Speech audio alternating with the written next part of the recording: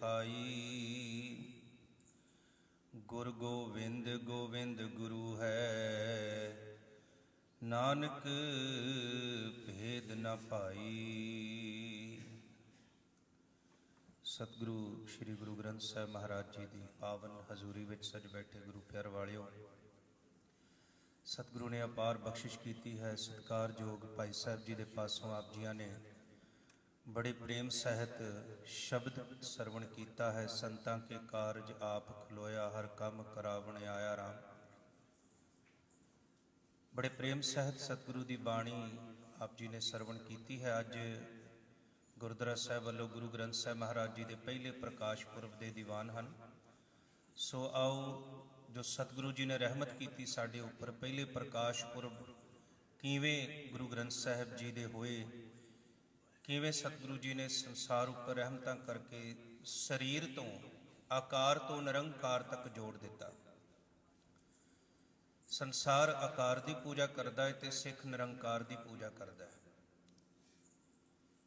इस करके सतगुरु गुरु नानक देव महाराज जी ने शब्द गुर पीरा गहर गंभीरा, बिन शब्द है जग बहु नानक। अज भी साडी हालत तां है कि असी शरीरां नाल आकारां नाल जुड़े हाँ, जो विचार नाल जुड़ जावांगे जीवन बदल जाता है। गुरु ग्रंथ साहिब जी की विचारधारा ऐसी है कि जिहड़ा भी मनुख इस नाल जुड़ जाएगा उहदा जीवन जिहड़ा है संपूर्ण हो जाता है। इसे करके ही पंथ ने यह गल कही, जो प्रभ कहो मिल बो चाहे खोज शब्द मैली। सिख नूं शब्द का खोजी बनाया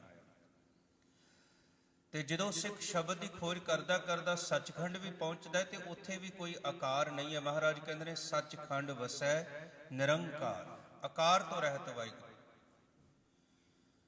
आओ सतगुरु जी के पावन इतिहास नाल जुड़िए, असीस बख्शदे होए सरबत संगत फतेह बुलाओ जी। वाहिगुरू जी का खालसा, वाहिगुरू जी की फतेह।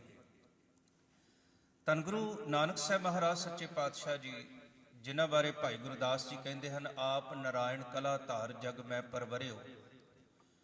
अकाल पुरख वाहिगुरू जी ने अपने रूप नूं संसार विच अपने शब्द दे नाल जोड़न लई भेजिया और धन गुरु नानक साहब महाराज रब्बी हुक्म दे विच इस संसार नूं बाणी देण वास्ते आए, शब्द देण वास्ते आए। भाई गुरदास जी के कहण मुताबक ही धन गुरु नानक साहब महाराज सच्चे पातशाह जी जिथे भी जाते सन उन्हां कोल पोथी सी।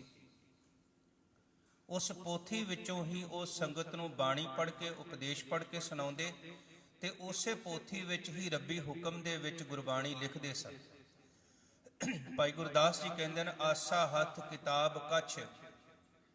भाई गुरदास जी कहते गुरु नानक साहब महाराज के हथ विच आसा भाव सोटा ते उन्हां दे मोढे ते बाणी दी पोथी है। जदों धन गुरु नानक साहब महाराज सच्चे पातशाह नूं जदों वाहिगुरू दा हुक्म हुंदा है उदों बाणी उचारण करदे ने ते लिखदे भी ने। और ऐसी गल भाई साहब भाई गुरदास जी दीआं वारां विचों मिलदी है।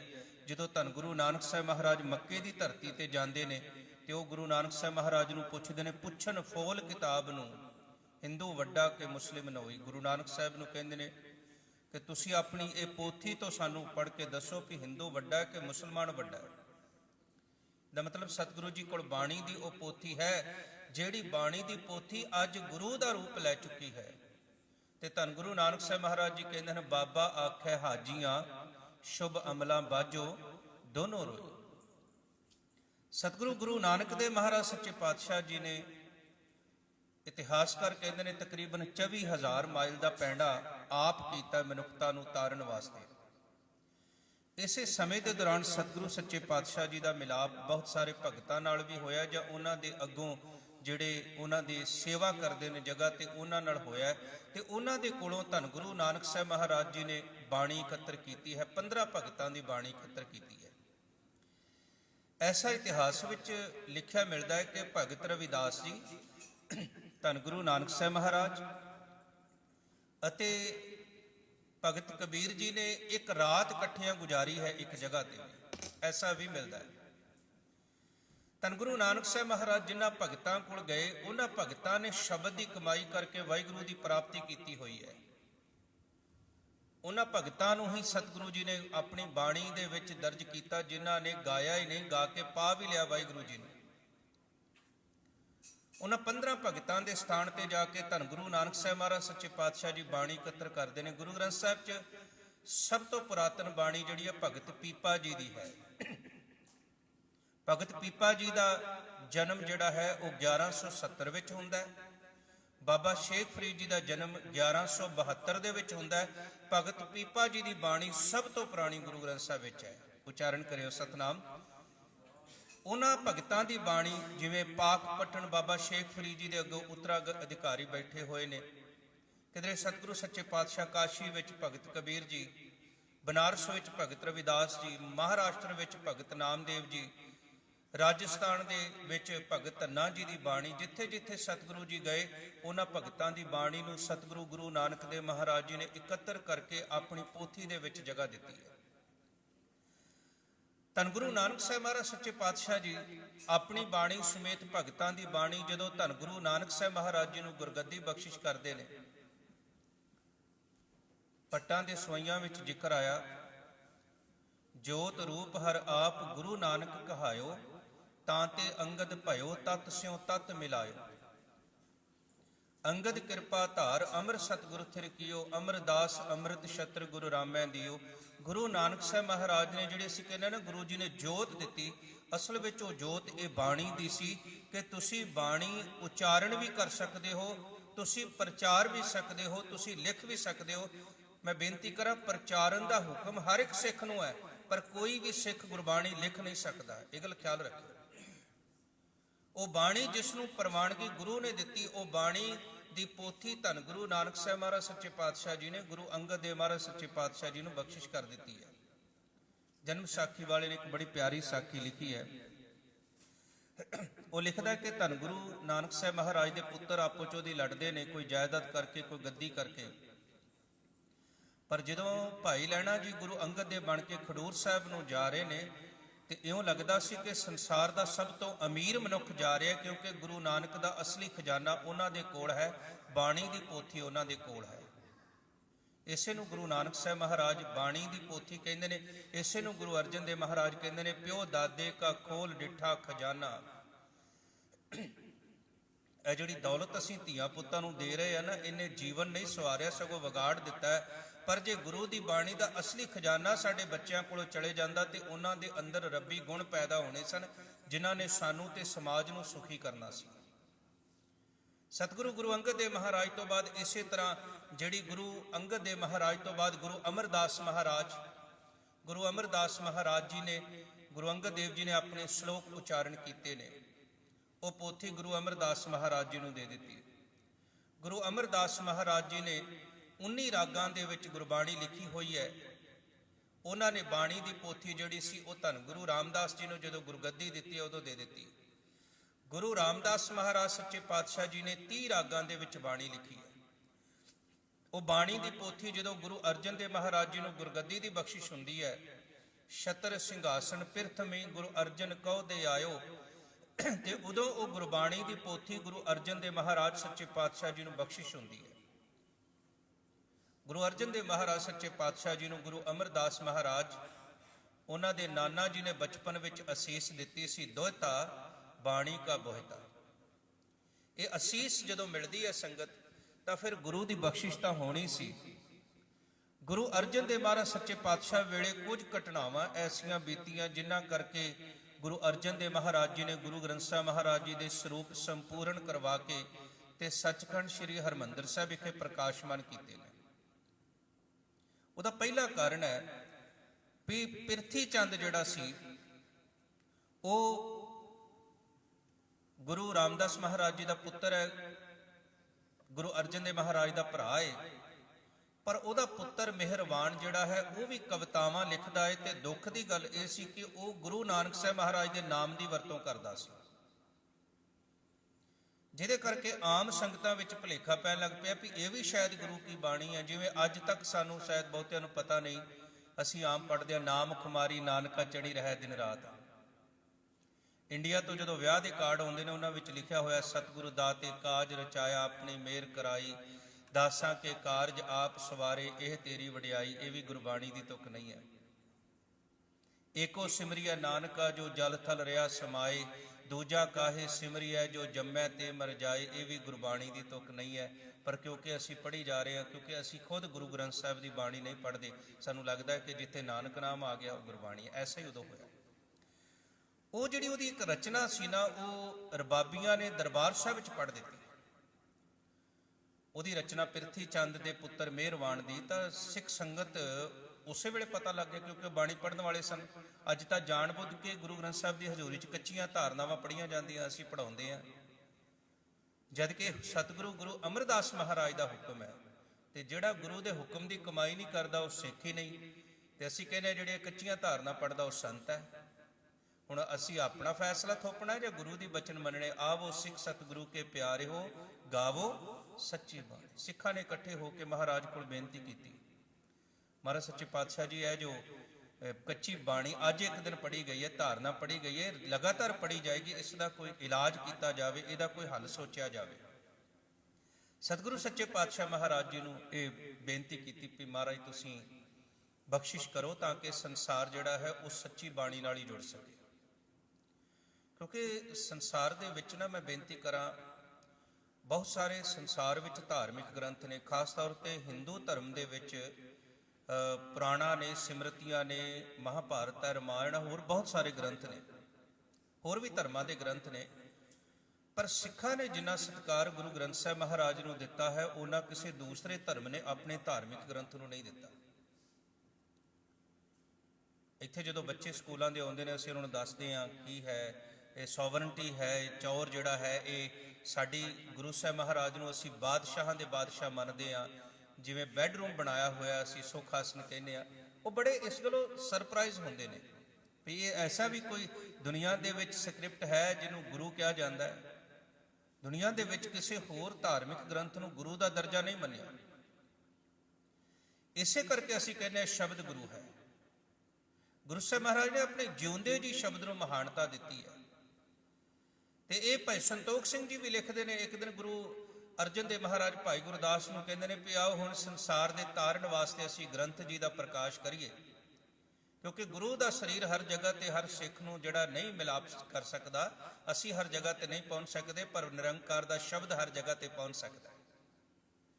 ਧੰਨ ਗੁਰੂ ਅਰਜਨ ਦੇਵ ਮਹਾਰਾਜ ਸੱਚੇ ਪਾਤਸ਼ਾਹ ਜੀ ਨੇ ਫਿਰ ਰਾਮਸਰ ਸਾਹਿਬ ਜੀ ਦੇ ਪਾਵਨ ਸਥਾਨ ਤੇ ਜਿਹੜਾ ਹੈ ਗੁਰੂ ਗ੍ਰੰਥ ਸਾਹਿਬ ਜੀ ਦੇ ਪਹਿਲੇ ਸਰੂਪ ਲਿਖਣ ਦਾ ਕਾਰਜ ਕੀਤਾ। ਕੁਝ ਇਤਿਹਾਸਕਾਰਾਂ ਨੂੰ ਸੁਣਨ ਦਾ, ਪੜ੍ਹਨ ਦਾ ਮੌਕਾ ਮਿਲਿਆ। ਉਹ ਲਿਖਦੇ ਨੇ ਕਿ 1601 ਦੇ ਵਿੱਚ ਗੁਰੂ ਗ੍ਰੰਥ ਸਾਹਿਬ ਮਹਾਰਾਜ ਜੀ ਦੇ ਪਹਿਲੇ ਸਰੂਪ ਜਿਹੜੇ ਲਿਖਣੇ ਸ਼ੁਰੂ ਹੋਏ। ਭਾਈ ਗੁਰਦਾਸ ਜੀ ਨੂੰ ਬੁਲਾਇਆ ਗਿਆ। ਉਸ ਤੋਂ ਪਹਿਲਾਂ ਬਾਬਾ ਬੁੱਢਾ ਜੀ ਨੂੰ ਬੁਲਾਇਆ ਗਿਆ ਕਿ ਅਸੀਂ ਹੁਣ ਇਹ ਸੇਵਾ 'ਚ ਲੱਗਿਆ, ਅਸੀਂ ਸੰਗਤਾਂ ਨੂੰ ਮਿਲਣਾ ਨਹੀਂ, ਟਾਈਮ ਵਧੇਰੇ ਲੱਗਣਾ, ਤੁਸੀਂ ਸੱਚਖੰਡ ਸ੍ਰੀ ਹਰਿਮੰਦਰ ਸਾਹਿਬ ਵਿੱਚ ਸੇਵਾ ਸੰਭਾਲ ਕਰਨੀ ਹੈ, ਆਈਆਂ ਸੰਗਤਾਂ ਨੂੰ ਗੁਰਮਤ ਦੇ ਨਾਲ ਜੋੜਨਾ ਹੈ। ਉੱਥੇ ਨਾਲ ਹੀ ਜਦੋਂ ਸ਼੍ਰੀ ਹਰਿਮੰਦਰ ਸਾਹਿਬ ਦੀ ਉਸਾਰੀ ਹੁੰਦੀ ਹੈ ਨਾ ਸੰਗਤ, ਤੇ ਇੱਕ ਜਿਹੜੀ ਮਿੱਟੀ ਪੁੱਟੀ ਗਈ ਉੱਥੋਂ ਸਰੋਵਰ ਦੇ ਵਿੱਚੋਂ, ਉਹਦੇ ਨਾਲ ਇੱਕ ਕਮਰਾ ਤਿਆਰ ਕੀਤਾ ਸੀ ਜਿਹਨੂੰ ਕੋਠਾ ਸਾਹਿਬ ਕਿਹਾ ਜਾਂਦਾ ਹੈ। ਇਹ ਬੜਾ ਇਤਿਹਾਸ ਰੱਖਦਾ ਹੈ। ਮੈਂ ਵੀ ਪਹਿਲੋਂ ਜਾਣਾ, ਮੱਥਾ ਟੇਕ ਕੇ ਆ ਜਾਣਾ, ਪਰ ਜਦੋਂ ਇਤਿਹਾਸ ਦਾ ਪਤਾ ਲੱਗਾ ਤੇ ਕਮਾਲ ਹੋ ਗਈ। ਜਿਸ ਦਿਨ ਗੁਰੂ ਅਰਜਨ ਦੇਵ ਮਹਾਰਾਜ ਜੀ ਨੇ ਗੁਰੂ ਗ੍ਰੰਥ ਸਾਹਿਬ ਮਹਾਰਾਜ ਜੀ ਦੇ ਪਹਿਲੇ ਸਰੂਪ ਲਿਖਵਾਉਣੇ ਸ਼ੁਰੂ ਕੀਤੇ, ਕਿਉਂਕਿ ਗੁਰੂ ਕੇ ਮਹਿਲ ਸ਼੍ਰੀ ਅੰਮ੍ਰਿਤਸਰ ਸਾਹਿਬ ਦੇ ਵਿੱਚ ਹੀ ਨੇ, ਉਹ ਹਰਿਮੰਦਰ ਸਾਹਿਬ ਜੀ ਦੇ ਪਰਲੇ ਪਾਸੇ ਨੇ, ਇਹ ਚੜ੍ਹਦੇ ਪਾਸੇ ਨੂੰ ਰਾਮਸਰ ਸਾਹਿਬ ਗੁਰਦੁਆਰਾ ਸਾਹਿਬ ਹੈ। ਦਾਸ ਨੇ ਤਕਰੀਬਨ 6 ਮਹੀਨੇ ਉੱਥੇ ਸੇਵਾ ਕੀਤੀ ਹੋਈ ਹੈ, ਹੈਡ ਗ੍ਰੰਥੀ ਦੀ, ਕਥਾਵਾਚਕ ਦੀ। ਗੁਰੂ ਅਰਜਨ ਦੇਵ ਮਹਾਰਾਜ ਸੱਚੇ ਪਾਤਸ਼ਾਹ ਨੇ ਜਿਸ ਦਿਨ ਤੋਂ ਗੁਰੂ ਗ੍ਰੰਥ ਸਾਹਿਬ ਜੀ ਦੇ ਸਰੂਪ ਲਿਖਵਾਉਣੇ ਸ਼ੁਰੂ ਕੀਤੇ, ਉਸ ਦਿਨ ਤੋਂ ਬਾਅਦ ਆਪਣੇ ਘਰ ਨਹੀਂ ਗਏ। ਭਾਈ ਬੰਨੋ ਦੀ ਸੇਵਾ ਲੱਗੀ ਹੋਈ ਸੀ ਕਿ ਤੁਸੀਂ ਕਾਨੀਆਂ ਘੜਨੀਆਂ। ਉਦੋਂ ਪੈਨ ਤਾਂ ਨਹੀਂ ਸੀ, ਆ ਜਿਹੜੇ ਬਜ਼ੁਰਗ ਬੈਠੇ ਹੋਏ ਆ ਪਹਿਲੋਂ ਕਾਨੀਆਂ ਨਾਲ ਲਿਖਦੇ ਹੁੰਦੇ ਸੀ, ਕਲਮ ਬਣਾ ਕੇ ਘੜ ਕੇ ਲਿਖਣਾ। ਔਰ ਉਹ ਆਮ ਕੰਮ ਨਹੀਂ ਹੈ ਕਿ ਕਾਨੀ ਨੂੰ ਇੰਨੇ ਸੋਹਣੇ ਤਰੀਕੇ ਨਾਲ ਘੜਨਾ ਕਿ ਸਾਰੇ ਅੱਖਰਾਂ ਦੀ ਬਣਾਵਟ ਇੱਕੋ ਜਿਹੀ ਹੋਵੇ। ਇੱਕ ਕਾਨੀ ਦੇ ਨਾਲ ਸਿਰਫ ਇੱਕ ਹੀ ਅੰਗ ਲਿਖਿਆ ਜਾਂਦਾ ਸੀ। ਹੁਣ ਸ਼ਾਹੀ ਬਣਾਉਣ ਦਾ ਕੰਮ ਵੀ ਭਾਈ ਬੰਨੋ ਦੇ ਕੋਲ ਸੀ। ਪਿਆਰਾ ਸਿੰਘ ਪਦਮ ਲਿਖਦੇ ਨੇ ਕਿ ਸ਼ਾਹੀ ਨੂੰ ਪਿੱਤਲ ਦੇ ਭਾਂਡੇ ਵਿੱਚ ਬਣਾਇਆ ਜਾਂਦਾ ਸੀ, ਉਹਦੇ ਵਿੱਚ ਕਾਲਖ ਪਾ ਕੇ, ਜਿਹਨੂੰ ਅੱਜ ਅਸੀਂ ਕੁਝ ਜਿਹੜਾ ਕਹਿੰਦੇ ਆ ਕਿ ਇਹਦੇ ਵਿੱਚ ਰਸਾਇਣ ਪਾ ਦਿੱਤੇ, ਕੁਝ ਚੀਜ਼ਾਂ ਪਾ ਦਿੱਤੀਆਂ, ਕੁਝ ਤੇਲ ਪਾ ਦਿੱਤੇ ਉਹਦੇ ਵਿੱਚ, ਉਹਦੇ ਨਾਲ ਵਿੱਚ ਸੋਨੇ ਦਾ ਪੱਤਰਾ ਪਾ ਦਿੱਤਾ। ਇਹ ਸਾਰਾ ਕੁਝ ਪਾ ਕੇ ਫਿਰ ਉਹਨੂੰ ਲੱਕੜ ਦੇ ਜਿਹੜਾ ਹੈ ਨਿੰਮ ਦੇ ਲੱਕੜ ਦੇ ਨਾਲ ਉਹਨੂੰ ਘੋਟਿਆ ਜਾਂਦਾ ਸੀ, ਸਾਰੀ ਸ਼ਾਹੀ ਬਣਾਈ ਜਾਂਦੀ ਸੀ। ਉਹ ਲਿਖਦੇ ਵੀ ਐਸਾ ਕਿਉਂ ਕੀਤਾ? ਪਿੱਤਲ ਦੇ ਭਾਂਡੇ ਵਿੱਚ ਇਸ ਕਰਕੇ ਬਣਾਇਆ ਤਾਂ ਕਿ ਪੱਤਰੇ ਆਪੋ ਵਿੱਚ ਜੁੜਨ ਨਾ।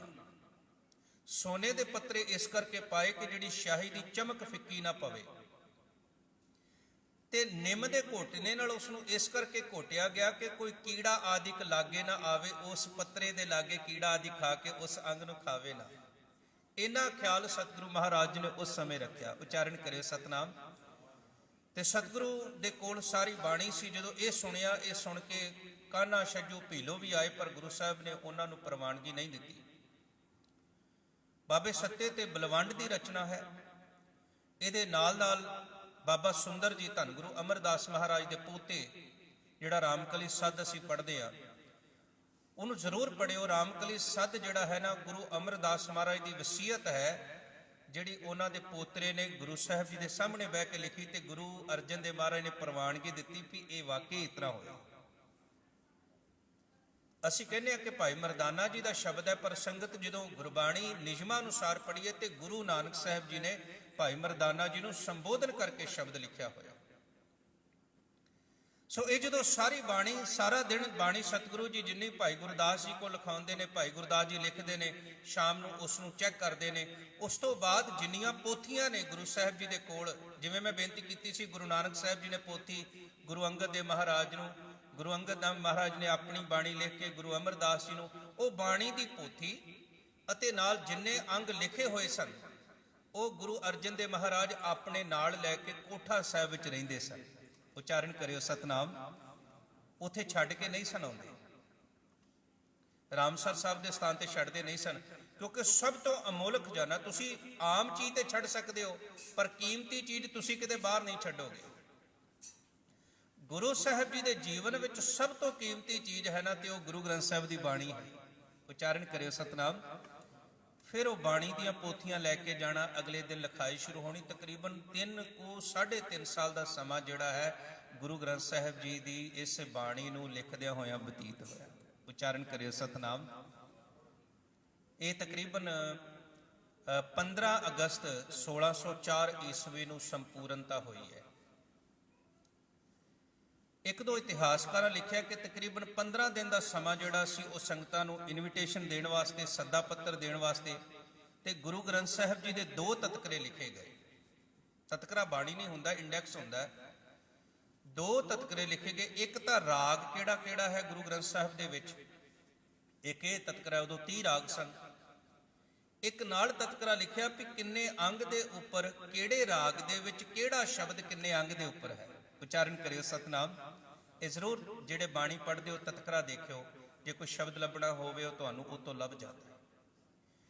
ਸਤਿਗੁਰੂ ਜੀ ਨੇ ਸਿੱਖ ਸੰਗਤਾਂ ਨੂੰ ਸੁਨੇਹੇ ਭੇਜੇ ਵੀ ਆਓ ਭਈ, ਜਿਹੜਾ ਅਸੀਂ ਪਹਿਲੇ ਜਾਮੇ ਧੰਨ ਗੁਰੂ ਨਾਨਕ ਸਾਹਿਬ ਮਹਾਰਾਜ ਤੋਂ ਇਹ ਸੁਣਦੇ ਪੜ੍ਹਦੇ ਆਏ ਆ, ਸ਼ਬਦ ਗੁਰੂ ਸੁਰਤ ਧੁਨ ਚੇਲਾ, ਆਓ ਤੁਹਾਨੂੰ ਹੁਣ ਉਸ ਸ਼ਬਦ ਦੀ ਮਹਾਨਤਾ ਨਾਲ ਹੋਰ ਜੋੜ ਦਈਏ। ਧੰਨ ਗੁਰੂ ਅਰਜਨ ਦੇਵ ਮਹਾਰਾਜ ਜੀ ਨੇ ਦਿਨ ਨਿਯਤ ਕੀਤਾ, ਸਿੱਖ ਸੰਗਤਾਂ ਨੂੰ ਬੁਲਾਇਆ, ਤੇ ਇਤਿਹਾਸਕਾਰ ਲਿਖਦੇ ਨੇ ਕਿ ਧੰਨ ਗੁਰੂ ਅਰਜਨ ਦੇਵ ਮਹਾਰਾਜ ਰਾਤ ਨੂੰ ਵਿਚਾਰ ਕਰਦੇ ਨੇ ਕਿ ਸਵੇਰੇ ਗੁਰੂ ਗ੍ਰੰਥ ਸਾਹਿਬ ਜੀ ਦੇ ਪਹਿਲੇ ਪ੍ਰਕਾਸ਼ ਹੋਣੇ ਨੇ, ਗ੍ਰੰਥ ਜੀ ਦੇ, ਤੇ ਇਹਨਾਂ ਦੀ ਸੇਵਾ ਤੇ ਕਿਹਨਾਂ ਨੂੰ ਲਾਇਆ ਜਾਵੇ। ਗ੍ਰੰਥ ਜੀ ਦੀ ਸੇਵਾ ਬੜੀ ਮਹਾਨ ਹੈ। ਉਚਾਰਨ ਕਰਿਓ ਸਤਨਾਮ। ਜਿੰਨਾ ਵੱਡਾ ਉਹਦਾ ਹੁੰਦਾ ਨਾ, ਉਹਦੀ ਓਨੀ ਵੱਡੀ ਜ਼ਿੰਮੇਵਾਰੀ ਹੁੰਦੀ ਹੈ।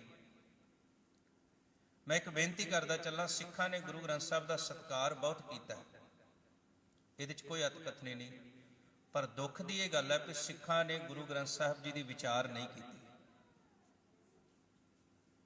ਸਾਡੇ ਵਿੱਚੋਂ ਬਹੁਤੇ ਅਸੀਂ ਇਹੋ ਜਿਹੇ ਬੈਠੇ ਹੋਵਾਂਗੇ ਜਿਨ੍ਹਾਂ ਨੂੰ ਇੰਨਾ ਹੀ ਨਹੀਂ ਪਤਾ ਗੁਰੂ ਗ੍ਰੰਥ ਸਾਹਿਬ ਦੇ ਅੰਗ ਕਿੰਨੇ ਨੇ, ਗੁਰੂ ਗ੍ਰੰਥ ਸਾਹਿਬ ਜੀ ਦੇ ਰਾਗ ਕਿੰਨੇ ਨੇ, ਗੁਰੂ ਗ੍ਰੰਥ ਸਾਹਿਬ 'ਚ ਕਿੰਨੇ ਗੁਰੂ ਸਾਹਿਬਾਨ ਦੀ ਬਾਣੀ ਹੈ। ਇਹ ਗੱਲ ਤੇ ਮੰਨ ਲਿਆ ਵੀ ਗੁਰੂ ਨਾਨਕ ਸਾਹਿਬ ਮਹਾਰਾਜ ਬਾਰੇ ਅਸੀਂ ਨਹੀਂ ਜਾਣਦੇ, ਉਹ ਸਭ ਤੋਂ ਪਹਿਲੇ ਗੁਰੂ ਸਨ, ਅਸੀਂ ਨਹੀਂ ਪੜ੍ਹਿਆ ਉਹਨਾਂ ਬਾਰੇ, ਅਸੀਂ ਨਹੀਂ ਜਾਣ ਸਕੇ। ਪਰ ਇੱਕ ਗੁਰੂ ਦੇ ਨਾਲ ਲੱਗਿਆ ਹੋਇਆ ਜੁਗੋ ਜੁਗ ਅਟਲ। ਉਚਾਰਨ ਕਰਿਓ ਸਤਨਾਮ। ਜੁਗੋ ਜੁਗ ਅਟਲ ਗੁਰੂ, ਉਸ ਗੁਰੂ ਨੂੰ ਮੱਥਾ ਵੀ ਅਸੀਂ ਟੇਕਦੇ ਹੋਈਏ, ਬਹੁਤਾ ਨਹੀਂ ਤੇ ਹਫ਼ਤੇ 'ਚ ਇੱਕ ਵਾਰੀ ਮਿਲਣ ਆਉਂਦੇ ਹੋਈਏ, ਉਸ ਗੁਰੂ ਬਾਰੇ ਸਾਨੂੰ ਕੁਝ ਪਤਾ ਹੀ ਨਾ ਹੋਵੇ। ਕਿੰਨੀਆਂ ਲੈਂਗੁਏਜਿਸ ਗੁਰੂ ਗ੍ਰੰਥ ਸਾਹਿਬ ਦੀ ਬਾਣੀ ਵਿੱਚ ਨੇ, ਕਿੰਨੇ ਰਾਗ ਨੇ, ਕਿੰਨੇ ਭਗਤ ਬੈਠੇ ਹੋਏ ਨੇ, ਕਿੰਨੇ ਭੱਟ ਬੈਠੇ ਹੋਏ ਨੇ। ਮੈਂ ਬੇਨਤੀ ਕਰਾਂ, ਮੱਥਾ ਟੇਕਣ ਤੋਂ ਅੱਗੇ ਵਧਣਾ ਪਵੇਗਾ। ਹਰ ਸਾਲ ਮੈਂ ਬੇਨਤੀ ਕਰਦਾ ਹੁੰਦਾ ਕਿ ਅਸੀਂ ਆਪ ਗੁਰੂ ਗ੍ਰੰਥ ਸਾਹਿਬ ਜੀ ਦੀ ਪਾਵਨ ਬਾਣੀ ਦਾ ਸਹਿਜ ਪਾਠ ਕਰੀਏ। ਸਹਿਜ ਪਾਠ ਦਾ ਮਤਲਬ ਹੈ ਤੁਸੀਂ ਤੇ ਗੁਰੂ, ਤੀਸਰਾ ਕੋਈ ਨਹੀਂ। ਉੱਥੇ ਤੁਹਾਡੀ ਆਪਣੀ ਇਮਾਨਦਾਰੀ ਨਾਲ, ਇੱਥੇ ਤਾਂ ਪਾਠ ਰਖਾਇਆ, ਅਸੀਂ ਚਲੇ ਗਏ ਘਰਾਂ ਨੂੰ, ਕੋਈ ਕਰ ਰਿਹਾ ਨਹੀਂ ਕਰ ਰਿਹਾ, ਠੀਕ ਹੈ, ਪਰ ਉਹ ਸਹਿਜ ਪਾਠ ਜਦੋਂ ਤੁਸੀਂ ਆਪ ਕਰੋਗੇ, ਤੁਸੀਂ ਹੋਵੋਗੇ ਤੇ ਤੁਹਾਡਾ ਗੁਰੂ ਹੋਵੇਗਾ। ਪਹਿਲੇ ਕੁਝ ਸਮਾਂ ਮਨ ਨਹੀਂ ਲੱਗਦਾ, ਪਰ ਜਦੋਂ ਤੁਹਾਨੂੰ ਆਨੰਦ ਆਉਣਾ ਸ਼ੁਰੂ ਹੋ ਜਾਏ, ਮੈਂ ਇਹੋ ਜਿਹੇ ਗੁਰਮੁਖ ਜ਼ਿੰਦਗੀ 'ਚ ਦੇਖੇ ਨੇ ਜਿਹੜੇ ਹਰ ਮਹੀਨੇ ਗੁਰੂ ਗ੍ਰੰਥ ਸਾਹਿਬ ਦੀ ਬਾਣੀ ਦੇ ਸਹਿਜ ਪਾਠ ਦਾ ਭੋਗ ਪਾਉਂਦੇ ਨੇ। ਉਚਾਰਨ ਕਰਿਓ ਸਤਨਾਮ। ਉਹਨਾਂ ਰੱਖਿਆ ਹੋਇਆ ਕਿ ਇੱਕ ਪਾਠ ਕਰਨਾ ਹੀ ਕਰਨਾ ਹੈ। ਕੋਈ 6 ਮਹੀਨੇ 'ਚ ਕਰਦੇ ਆ, ਕੋਈ ਸਾਲ 'ਚ ਕਰਦੇ ਆ। ਮੈਂ ਬੇਨਤੀ ਕਰਾਂ, ਸ਼ੁਰੂ ਜ਼ਰੂਰ ਕਰੋ। ਜਦੋਂ ਸਮਾਂ ਲੱਗੇ, ਸਮਾਂ ਕੱਢ ਕੇ ਗੁਰੂ ਗ੍ਰੰਥ ਸਾਹਿਬ ਜੀ ਦੀ ਬਾਣੀ ਨੂੰ ਪੜ੍ਹੋ। ਪਤਾ ਲੱਗੇ, ਜਿਹਨੂੰ ਗੁਰੂ ਅਰਜਨ ਦੇਵ ਮਹਾਰਾਜ ਜੀ ਕਹਿੰਦੇ ਨੇ, ਪਿਓ ਦਾਦੇ ਕਾ ਖੋਲ ਡਿੱਠਾ ਖਜ਼ਾਨਾ। ਅਦੇਧਾਰੀ ਗੁਰੂ ਨਾਮ ਇਸੇ ਕਰਕੇ ਪਖੰਡੀ ਬਾਬੇ ਫੈਲੇ ਨੇ। ਸਾਡੇ ਅੰਮ੍ਰਿਤਸਰ ਇੱਕ ਬੰਦਾ ਆ ਗਿਆ, ਕਹਿੰਦਾ ਜੀ ਮੈਂ ਰਾਧਾ ਸੁਆਮੀਆਂ ਕੋਲ ਹੋ ਕੇ ਆਇਆ, ਉੱਥੋਂ ਨਾਮ ਲੈ ਕੇ ਆਇਆ। ਵੀ ਉਹਨਾਂ ਕੀ ਕੀਤਾ? ਕਹਿੰਦਾ ਉਹਨਾਂ ਨੇ ਮੇਰੀ ਸ਼ਰਾਬ ਛੁਡਾ ਦਿੱਤੀ ਹੈ। ਭਲਿਆ ਗੁਰੂ ਤੈਨੂੰ ਸ਼ਰਾਬ ਪੀਣ ਲਈ ਕਹਿੰਦਾ? ਗੁਰੂ ਗ੍ਰੰਥ ਸਾਹਿਬ ਤੇ ਪਹਿਲੋਂ ਸਦੀਆਂ ਤੋਂ ਕਹਿ ਰਿਹਾ, ਜਿਤ ਪੀਤਾ ਮਤ ਦੂਰ ਹੋਏ, ਬਰਲ ਪਵੈ ਵਿੱਚ ਆਏ, ਆਪਣਾ ਪਰਾਇਆ ਨਾ ਪਛਾਣੇ, ਖਸਮੋਂ ਧੱਕੇ ਖਾਏ। ਸਾਨੂੰ ਲੱਗਦਾ ਹੈ ਬਾਬੇ ਜੋ ਦੇ ਰਹੇ ਨੇ ਇਹ ਵਧੀਆ ਦੇ ਰਹੇ ਨੇ, ਪਰ ਗੁਰੂ ਗ੍ਰੰਥ ਸਾਹਿਬ ਨੇ ਪਹਿਲੋਂ ਹੀ ਦਿੱਤਾ ਹੋਇਆ, ਉਹ ਚੋਰੀ ਕਰਕੇ ਦੇ ਰਹੇ ਨੇ। ਉਚਾਰਨ ਕਰਿਓ ਸਤਨਾਮ। ਇੱਕ ਜਿਹੜੀ ਤੁਸੀਂ ਸੁਚੱਜਾ ਜਿਹੜਾ ਜੀਵਨ ਅਸੀਂ ਚਾਹੁੰਦੇ ਆ ਨਾ, ਉਹਦੀ ਦਾਤ ਗੁਰੂ ਗ੍ਰੰਥ ਸਾਹਿਬ ਦੀ ਬਾਣੀ ਵਿੱਚੋਂ ਹੈ। ਜੇ ਅਸੀਂ ਓਨੈਸਟਲੀ ਕਿਤੇ ਵੀ ਜਾਂਦੇ ਹਾਂ, ਕਿਸੇ ਕੋਲੋਂ ਕੋਈ ਗਿਆਨ ਲੈਣ ਵਾਸਤੇ, ਕਿਸੇ ਕੋਲੋਂ ਕੋਈ ਚੰਗੀ ਚੀਜ਼ ਲੈਣ ਵਾਸਤੇ, ਤਾਂ ਉਹ ਮਾੜੀ ਗੱਲ ਨਹੀਂ ਹੈ, ਪਰ ਅਸਲ ਵਿੱਚ ਉਹ ਆਪ ਗੁਰੂ ਨਹੀਂ ਹੈ। ਉਹਦੇ ਪਿੱਛੇ ਜਿਹੜੀ ਸਿੱਖਿਆ ਉਹ ਗੁਰੂ ਸੀ। ਗੁਰੂ ਨਾਨਕ ਸਾਹਿਬ ਮਹਾਰਾਜ ਨੇ ਸਾਰੇ ਸੰਸਾਰ ਨੂੰ ਇੱਕ ਐਸੀ ਬਖਸ਼ਿਸ਼ ਕਰ ਦਿੱਤੀ ਜਿਹਨੂੰ ਇਹ ਗੋਰੇ ਸਮਝ ਗਏ, ਅਸੀਂ ਨਹੀਂ ਸਮਝੇ। ਮਿਸ ਪਰਲ ਹੱਕ ਹੈ ਇੱਕ ਬੀਬੀ, ਉਹਨੂੰ ਅੰਗਰੇਜ਼ਾਂ ਨੇ ਪੈਸੇ ਪੂਸੇ ਦਿੱਤੇ ਵੀ ਤੂੰ ਗੁਰੂ ਗ੍ਰੰਥ ਸਾਹਿਬ ਦੇ ਵਿੱਚੋਂ ਖੋਜ ਕਰ, ਤਾਂ ਕਿ ਅਸੀਂ ਈਸਾਈਅਤ ਫੈਲਾਉਣੀ ਹੈ ਤੇ ਅਸੀਂ ਗੁਰੂ ਗ੍ਰੰਥ ਸਾਹਿਬ ਦੀ ਬਾਣੀ ਦਾ ਆਸਰਾ ਲੈ ਕੇ ਪੰਜਾਬ ਦੇ ਵਿੱਚ ਈਸਾਈਅਤ ਫੈਲਾ ਸਕੀਏ। ਜਿਵੇਂ ਅੱਜ ਵੀ ਉਹ ਕਹਿੰਦੇ ਆ ਪੰਜਾਬ ਵਿੱਚ, ਪੁਨਰ ਆਸ਼ਿਸ਼ ਕਾ ਕਾਟਾ ਸੀਸਾ, ਸੀਰੀਅਸ ਕੇਤ ਜਗਤ ਕੇ ਈਸਾ। ਉਹ ਕਹਿੰਦੇ ਵੇਖੋ ਤੁਹਾਡੇ ਗੁਰੂ ਨੇ ਵੀ ਲਿਖਿਆ ਹੋਇਆ, ਅਸੀਂ ਮੰਨੀ ਜਾਂਦੇ, ਸਾਡੇ ਸਿੱਖ ਈਸਾਈ ਬਣੀ ਜਾਂਦੇ ਆ। ਪਰਮੇਸ਼ਰ ਦਿੱਤਾ ਬੰਨਾ, ਦੁੱਖ ਰੋਗ ਕਾ ਡੇਰਾ ਬੰਨਾ, ਉਹ ਬੰਨਾ ਕਹੀ ਜਾਂਦੇ ਆ ਈਸਾ ਜੀ ਨੂੰ ਦਿੱਤਾ, ਜਦ ਕਿ ਸਾਡਾ ਗੁਰੂ ਕਹਿ ਰਿਹਾ, ਏਕ ਪਿਤਾ ਏਕ ਸਕੇ ਹਮ ਬਾਰਕ, ਤੂੰ ਮੇਰਾ ਗੁਰਹਾਈ। ਤੂੰ ਮੇਰਾ ਪਿਤਾ, ਤੂੰ ਹੈ ਮੇਰਾ ਮਾਤਾ, ਅਸੀਂ ਸਾਰੇ ਉਸ ਇੱਕ ਵਾਹਿਗੁਰੂ ਦੇ ਧੀਆਂ ਪੁੱਤਰ ਆ। ਪਰ ਗੱਲ ਸਮਝਾਵੇ ਕੌਣ? ਜਦੋਂ ਬਾਣੀ ਪੜਾਂਗੇ ਫੇਰ ਹੀ ਸਾਨੂੰ ਸਮਝ ਵਿੱਚ ਆਵੇਗੀ। ਖੈਰ, ਸਤਿਗੁਰੂ ਸੱਚੇ ਪਾਤਸ਼ਾਹ ਮਹਾਰਾਜ ਜੀ ਨੇ ਤਕਰੀਬਨ 3 ਸਾਲ ਦਾ ਸਮਾਂ ਲੱਗਾ ਇਸ ਬਾਣੀ ਨੂੰ ਮਨੁੱਖਤਾ ਨੂੰ ਬਖਸ਼ਿਸ਼ ਕਰਨ ਵਾਸਤੇ। ਉਹ ਬੀਬੀ ਪਰਲ ਹੱਕ ਨੇ ਜਦੋਂ ਪੜ੍ਹਿਆ, ਉਹ ਸੀ ਤਾਂ ਉਹਨਾਂ ਦਿੱਤਾ ਉਹਨੂੰ ਪ੍ਰੋਜੈਕਟ ਵੀ ਤੂੰ ਇਹਦੇ ਵਿੱਚੋਂ ਕੁਝ ਗੱਲਾਂ ਲੱਭ ਕੇ ਅਸੀਂ ਈਸਾਈਅਤ ਦਾ ਪ੍ਰਚਾਰ ਕਰ ਸਕੀਏ। ਜਦੋਂ ਉਹਨੇ ਗੁਰੂ ਗ੍ਰੰਥ ਸਾਹਿਬ ਜੀ ਦੀ ਬਾਣੀ ਨੂੰ ਪੂਰਾ ਪੜ੍ਹਿਆ ਤੇ ਉਹ ਆਪ ਸਿੱਖ ਬਣ ਕੇ ਬਾਹਰ ਆ। ਉਚਾਰਨ ਕਰਿਓ ਸਤਨਾਮ। ਅਸੀਂ ਪੜਾਂਗੇ, ਸਮਝਾਂਗੇ, ਕਿਉਂਕਿ 3 ਅਵਸਥਾਵਾਂ ਗੁਰਮਤਿ ਦੇ ਵਿੱਚ ਨੇ। ਮਹਾਰਾਜ ਜੀ ਕਹਿ ਲਗੇ, ਪਹਿਲੋਂ ਤੇ ਤੂੰ ਗੁਰਬਾਣੀ ਨੂੰ ਪੜ੍ਹੇ ਤੇ ਗਾਵੇਂ ਜ਼ਰੂਰ। ਨਿਤ ਉੱਠ ਗਾਵੋ ਪ੍ਰਭ ਕੀ ਬਾਣੀ, 8 ਪਹਿਰ ਹਰ ਸਿਮਰੋ ਪ੍ਰਾਣੀ। ਦੂਸਰੀ ਅਵਸਥਾ ਜਿਹੜੀ ਹੈ ਸੰਗਤ, ਉਹ ਇਹ ਹੈ ਕਿ ਬਾਣੀ ਬਿਰਲੋ ਵਿਚਾਰ ਸੀ ਜੇ ਕੋ ਗੁਰਮੁਖ ਹੋਏ। ਪੜਨ ਵਾਲਿਆਂ ਦੀ ਗਿਣਤੀ ਬਹੁਤ ਜ਼ਿਆਦਾ ਹੋਵੇਗੀ। ਦਰਬਾਰ ਸਾਹਿਬ ਦੇ ਵਿੱਚ ਅਖੰਡ ਪਾਠ ਦੀ ਵਾਰੀ ਜਿਹੜੀ ਹੈ ਉਹ ਦੁੱਖ ਭੰਜਣੀ ਬੇਰੀ ਥੱਲੇ ਲੈਣੀ ਹੈ ਤੇ 10 ਸਾਲ ਦੀ ਵਾਰੀ ਹੈ। ਤਕਰੀਬਨ 500-700 ਪਾਠੀ ਸਿੰਘ ਉੱਥੇ ਰੋਜ਼ ਪਾਠ ਕਰਦਾ, ਅਸੀਂ ਵੀ ਸਾਰੇ ਕਰਦੇ ਆ। ਪੜਨ ਵਾਲਿਆਂ ਦੀ ਗਿਣਤੀ ਬਹੁਤ ਹੈ, ਪਰ ਉਸ ਗੁਰਬਾਣੀ ਨੂੰ ਪੜ੍ਹ ਕੇ ਸਮਝਣ ਵਾਲਿਆਂ ਦੀ ਗਿਣਤੀ ਬਹੁਤ ਘੱਟ ਹੈ। ਹੁਣ ਦੂਸਰੀ ਅਵਸਥਾ ਵਿੱਚ ਹੋਰ, ਕਿਉਂਕਿ ਜਿਉਂ-ਜਿਉਂ ਐਜੂਕੇਸ਼ਨ ਜਿਹੜੀ ਹੈ ਉਹ ਟਫ ਹੁੰਦੀ ਜਾਂਦੀ ਹੈ ਨਾ, ਡਿਫਿਕਲਟ ਹੁੰਦੀ ਜਾਂਦੀ ਹੈ, ਸਟੂਡੈਂਟ ਘਟਦੇ ਜਾਂਦੇ ਆ। ਪ੍ਰਾਇਮਰੀ ਸੈਕੰਡਰੀ ਸਕੂਲ ਤੱਕ ਬੱਚੇ ਬਹੁਤ ਜ਼ਿਆਦਾ ਹੁੰਦੇ ਹੈ, ਯੂਨੀਵਰਸਿਟੀ ਵਿੱਚ ਘਟ ਜਾਂਦੇ ਹੈ, ਅੱਗੋਂ ਮਾਸਟਰ ਵਿੱਚ ਹੋਰ ਘਟ ਜਾਂਦੇ ਆ, ਤੇ ਜਦੋਂ PhD ਕਰਨੀ ਹੁੰਦੀ ਹੈ ਸ਼ਹਿਰ ਵਿੱਚੋਂ 94 ਬੰਦਿਆਂ ਨੇ PhD ਕੀਤੀ ਹੁੰਦੀ ਹੈ। ਇਸੇ ਤਰ੍ਹਾਂ ਧਰਮ ਦੇ ਅੰਦਰ ਹੁੰਦਾ ਹੈ, ਧਾਰਮਿਕ ਲੋਕਾਂ ਦੀ ਗਿਣਤੀ ਬਹੁਤ ਹੁੰਦੀ ਹੈ, ਪਰ ਉਹਨਾਂ ਵਿੱਚੋਂ ਧਰਮ ਨੂੰ ਸਮਝਣ ਵਾਲਿਆਂ ਦੀ ਹੋਰ ਘੱਟ ਹੁੰਦੀ ਹੈ। ਤੇ ਜਦੋਂ ਧਰਮ ਤੇ ਚੱਲਣ ਵਾਲਿਆਂ ਦੀ ਗੱਲ ਆਵੇ ਨਾ, ਤੇ ਕੋਈ ਵਿਰਲਾ ਹੀ ਚੱਲਦਾ ਹੁੰਦਾ।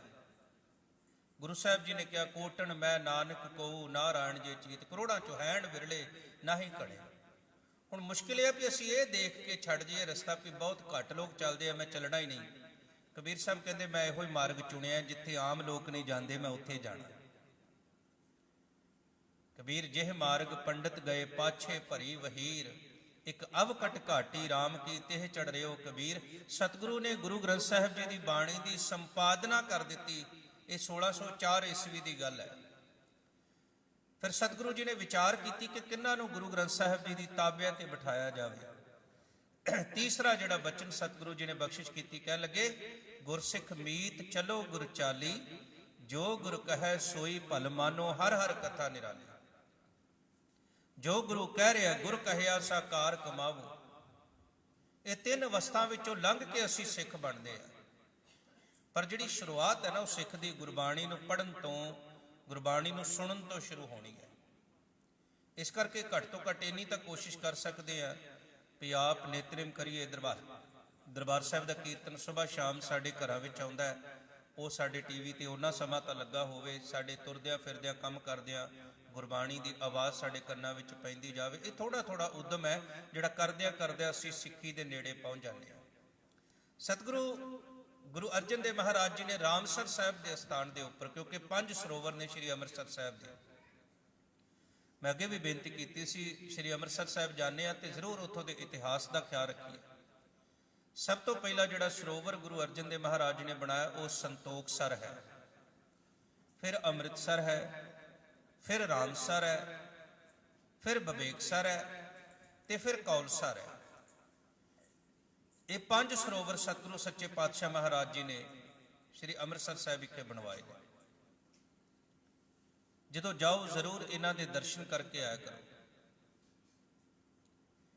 ਇਹਨਾਂ ਸਰੋਵਰਾਂ ਦੇ ਨਾਲ ਸਾਡਾ ਇਤਿਹਾਸ ਜੁੜਿਆ ਹੋਇਆ ਹੈ। 5 ਗੁਣ ਨੇ।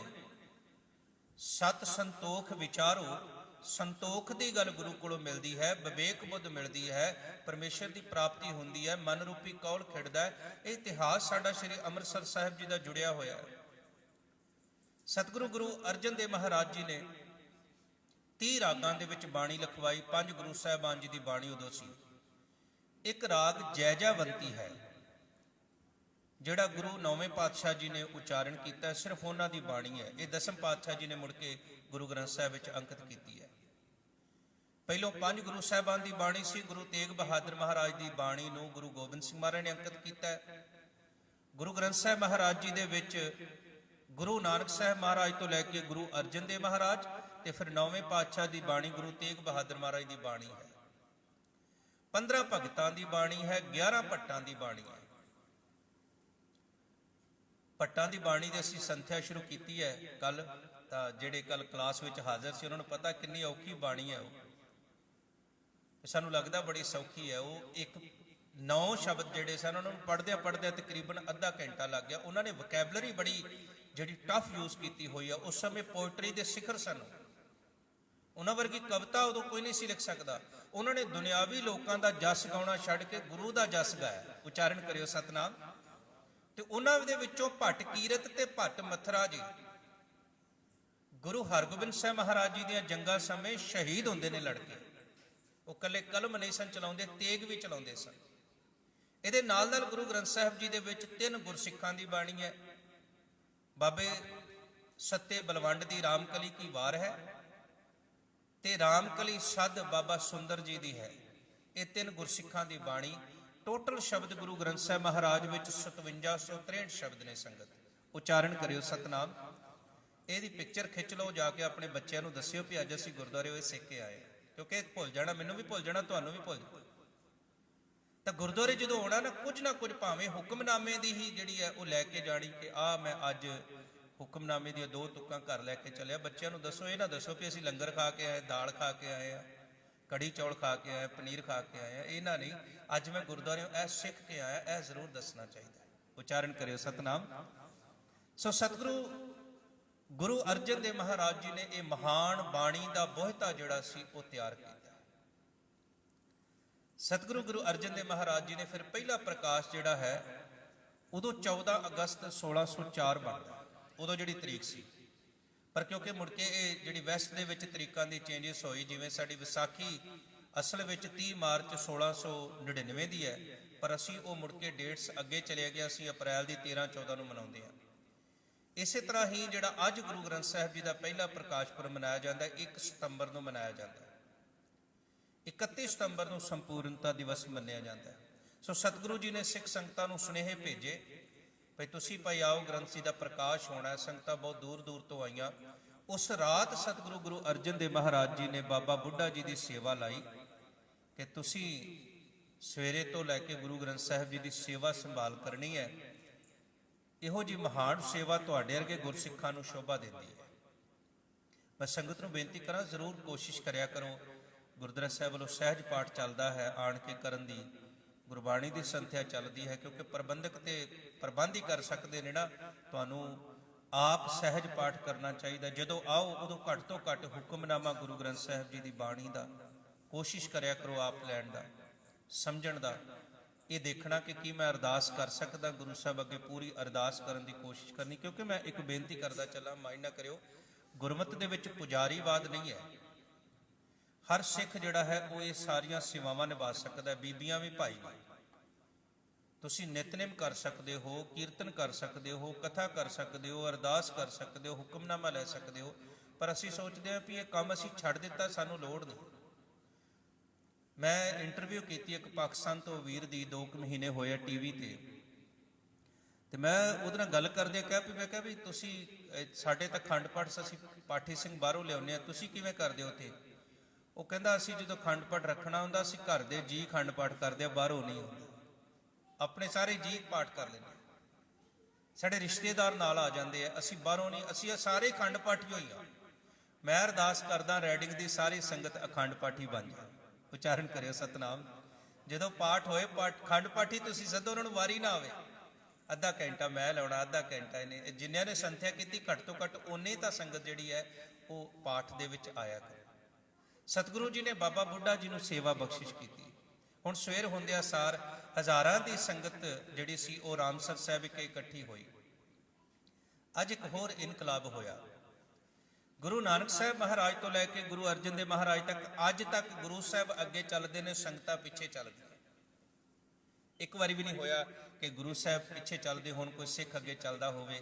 ਪਰ ਅੱਜ ਧੰਨ ਗੁਰੂ ਅਰਜਨ ਦੇਵ ਮਹਾਰਾਜ ਜੀ ਨੇ ਗੁਰੂ ਗ੍ਰੰਥ ਸਾਹਿਬ ਜੀ ਦੇ ਸਰੂਪ ਬਾਬਾ ਬੁੱਢਾ ਜੀ ਦੇ ਸੀਸ ਦੇ ਉੱਪਰ ਟਿਕਾ ਦਿੱਤੇ। ਆਪ ਪਿੱਛੇ ਹੋ ਗਏ ਤੇ ਬਾਬਾ ਜੀ ਨੂੰ ਕਹਿੰਦੇ ਨੇ ਤੁਸੀਂ ਚੱਲੋ। ਬਾਬਾ ਜੀ ਕਹਿੰਦੇ ਅੱਜ ਤੱਕ ਤਾਂ ਸਤਿਗੁਰੂ ਤੁਸੀਂ ਅੱਗੇ ਚੱਲਦੇ ਹੋ, ਅਸੀਂ ਪਿੱਛੇ ਚੱਲਦੇ ਆ। ਮਹਾਰਾਜ ਕਹਿ ਲਗੇ ਅੱਜ ਤੁਹਾਡੇ ਸੀਸ ਤੇ ਧੁਰ ਕੀ ਬਾਣੀ ਹੈ, ਅੱਜ ਸਤਕਾਰ ਤੁਹਾਡਾ ਹੈ, ਤੁਸੀਂ ਅੱਗੇ ਚੱਲੋਗੇ, ਅਸੀਂ ਤੁਹਾਡੇ ਪਿੱਛੇ ਚੌਰ ਕਰਦੇ ਚੱਲਾਂਗੇ। ਰਾਮਸਰ ਸਾਹਿਬ ਤੋਂ ਸੱਚਖੰਡ ਸ੍ਰੀ ਹਰਿਮੰਦਰ ਸਾਹਿਬ ਤੱਕ ਦਾ ਸਫ਼ਰ ਹਰ ਜਸ ਕੀਰਤਨ ਕਰਦਿਆਂ, ਗੁਰਬਾਣੀ ਪੜ੍ਹਦਿਆਂ ਬਤੀਤ ਹੋ ਰਿਹਾ। ਸੰਗਤਾਂ ਪੜ੍ਹ ਰਹੀਆਂ ਨੇ, ਧੁਰ ਕੀ ਬਾਣੀ ਆਈ ਤਿਨ ਸਗਲੀ ਚਿੰਤ ਮਿਟਾਈ, ਧੁਰ ਕੀ ਬਾਣੀ ਆਈ ਤਿਨ ਸਗਲੀ ਚਿੰਤ ਮਿਟਾਈ।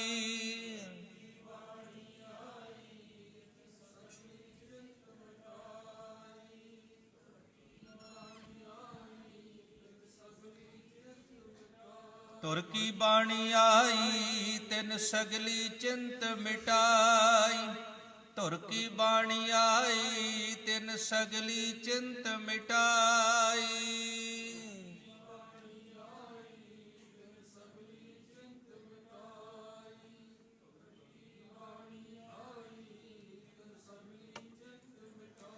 ਗੁਰਬਾਣੀ ਗਾਵੇ ਭਾਈ, ਗੁਰਬਾਣੀ ਗਾਵੇ ਭਾਈ,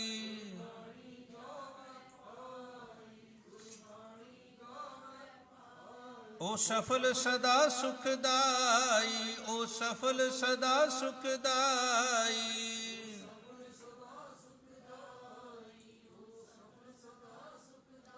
ਧੁਰ ਕੀ ਬਾਣੀ ਆਈ ਤਿਨ ਸਗਲੀ ਚਿੰਤ ਮਿਟਾਈ, ਧੁਰ ਕੀ ਬਾਣੀ ਆਈ ਤਿਨ ਸਗਲੀ ਚਿੰਤ ਮਿਟਾਈ।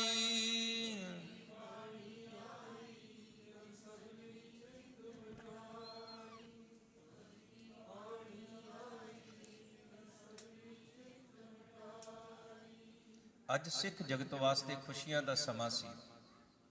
ਸਾਰਾ ਸਿੱਖ ਜਗਤ ਸਤਿਗੁਰੂ ਜੀ ਦੇ ਨਾਲ ਉਸ ਗੁਰ ਕੀ, ਉਸ ਨਿਰੰਕਾਰੀ, ਉਸ ਧੁਰ ਕੀ ਬਾਣੀ ਨੂੰ ਗਾਉਂਦਾ ਹੋਇਆ ਸੱਚਖੰਡ ਸ੍ਰੀ ਹਰਿਮੰਦਰ ਸਾਹਿਬ ਵਿਖੇ ਪਹੁੰਚਦਾ ਹੈ। ਇਸ ਤਰ੍ਹਾਂ ਗੁਰੂ ਗ੍ਰੰਥ ਸਾਹਿਬ ਮਹਾਰਾਜ ਜੀ ਦੇ ਪਹਿਲੇ ਪ੍ਰਕਾਸ਼ ਹੁੰਦੇ ਨੇ। ਗੁਰੂ ਅਰਜਨ ਦੇਵ ਮਹਾਰਾਜ ਜਿਸ ਜਗ੍ਹਾ ਤੇ ਬੈਠ ਕੇ ਸੰਗਤਾਂ ਨੂੰ ਉਪਦੇਸ਼ ਕਰਦੇ ਸਨ, ਅੱਜ ਉੱਥੇ ਸੋਹਣਾ ਪਲੰਘ ਹੈ।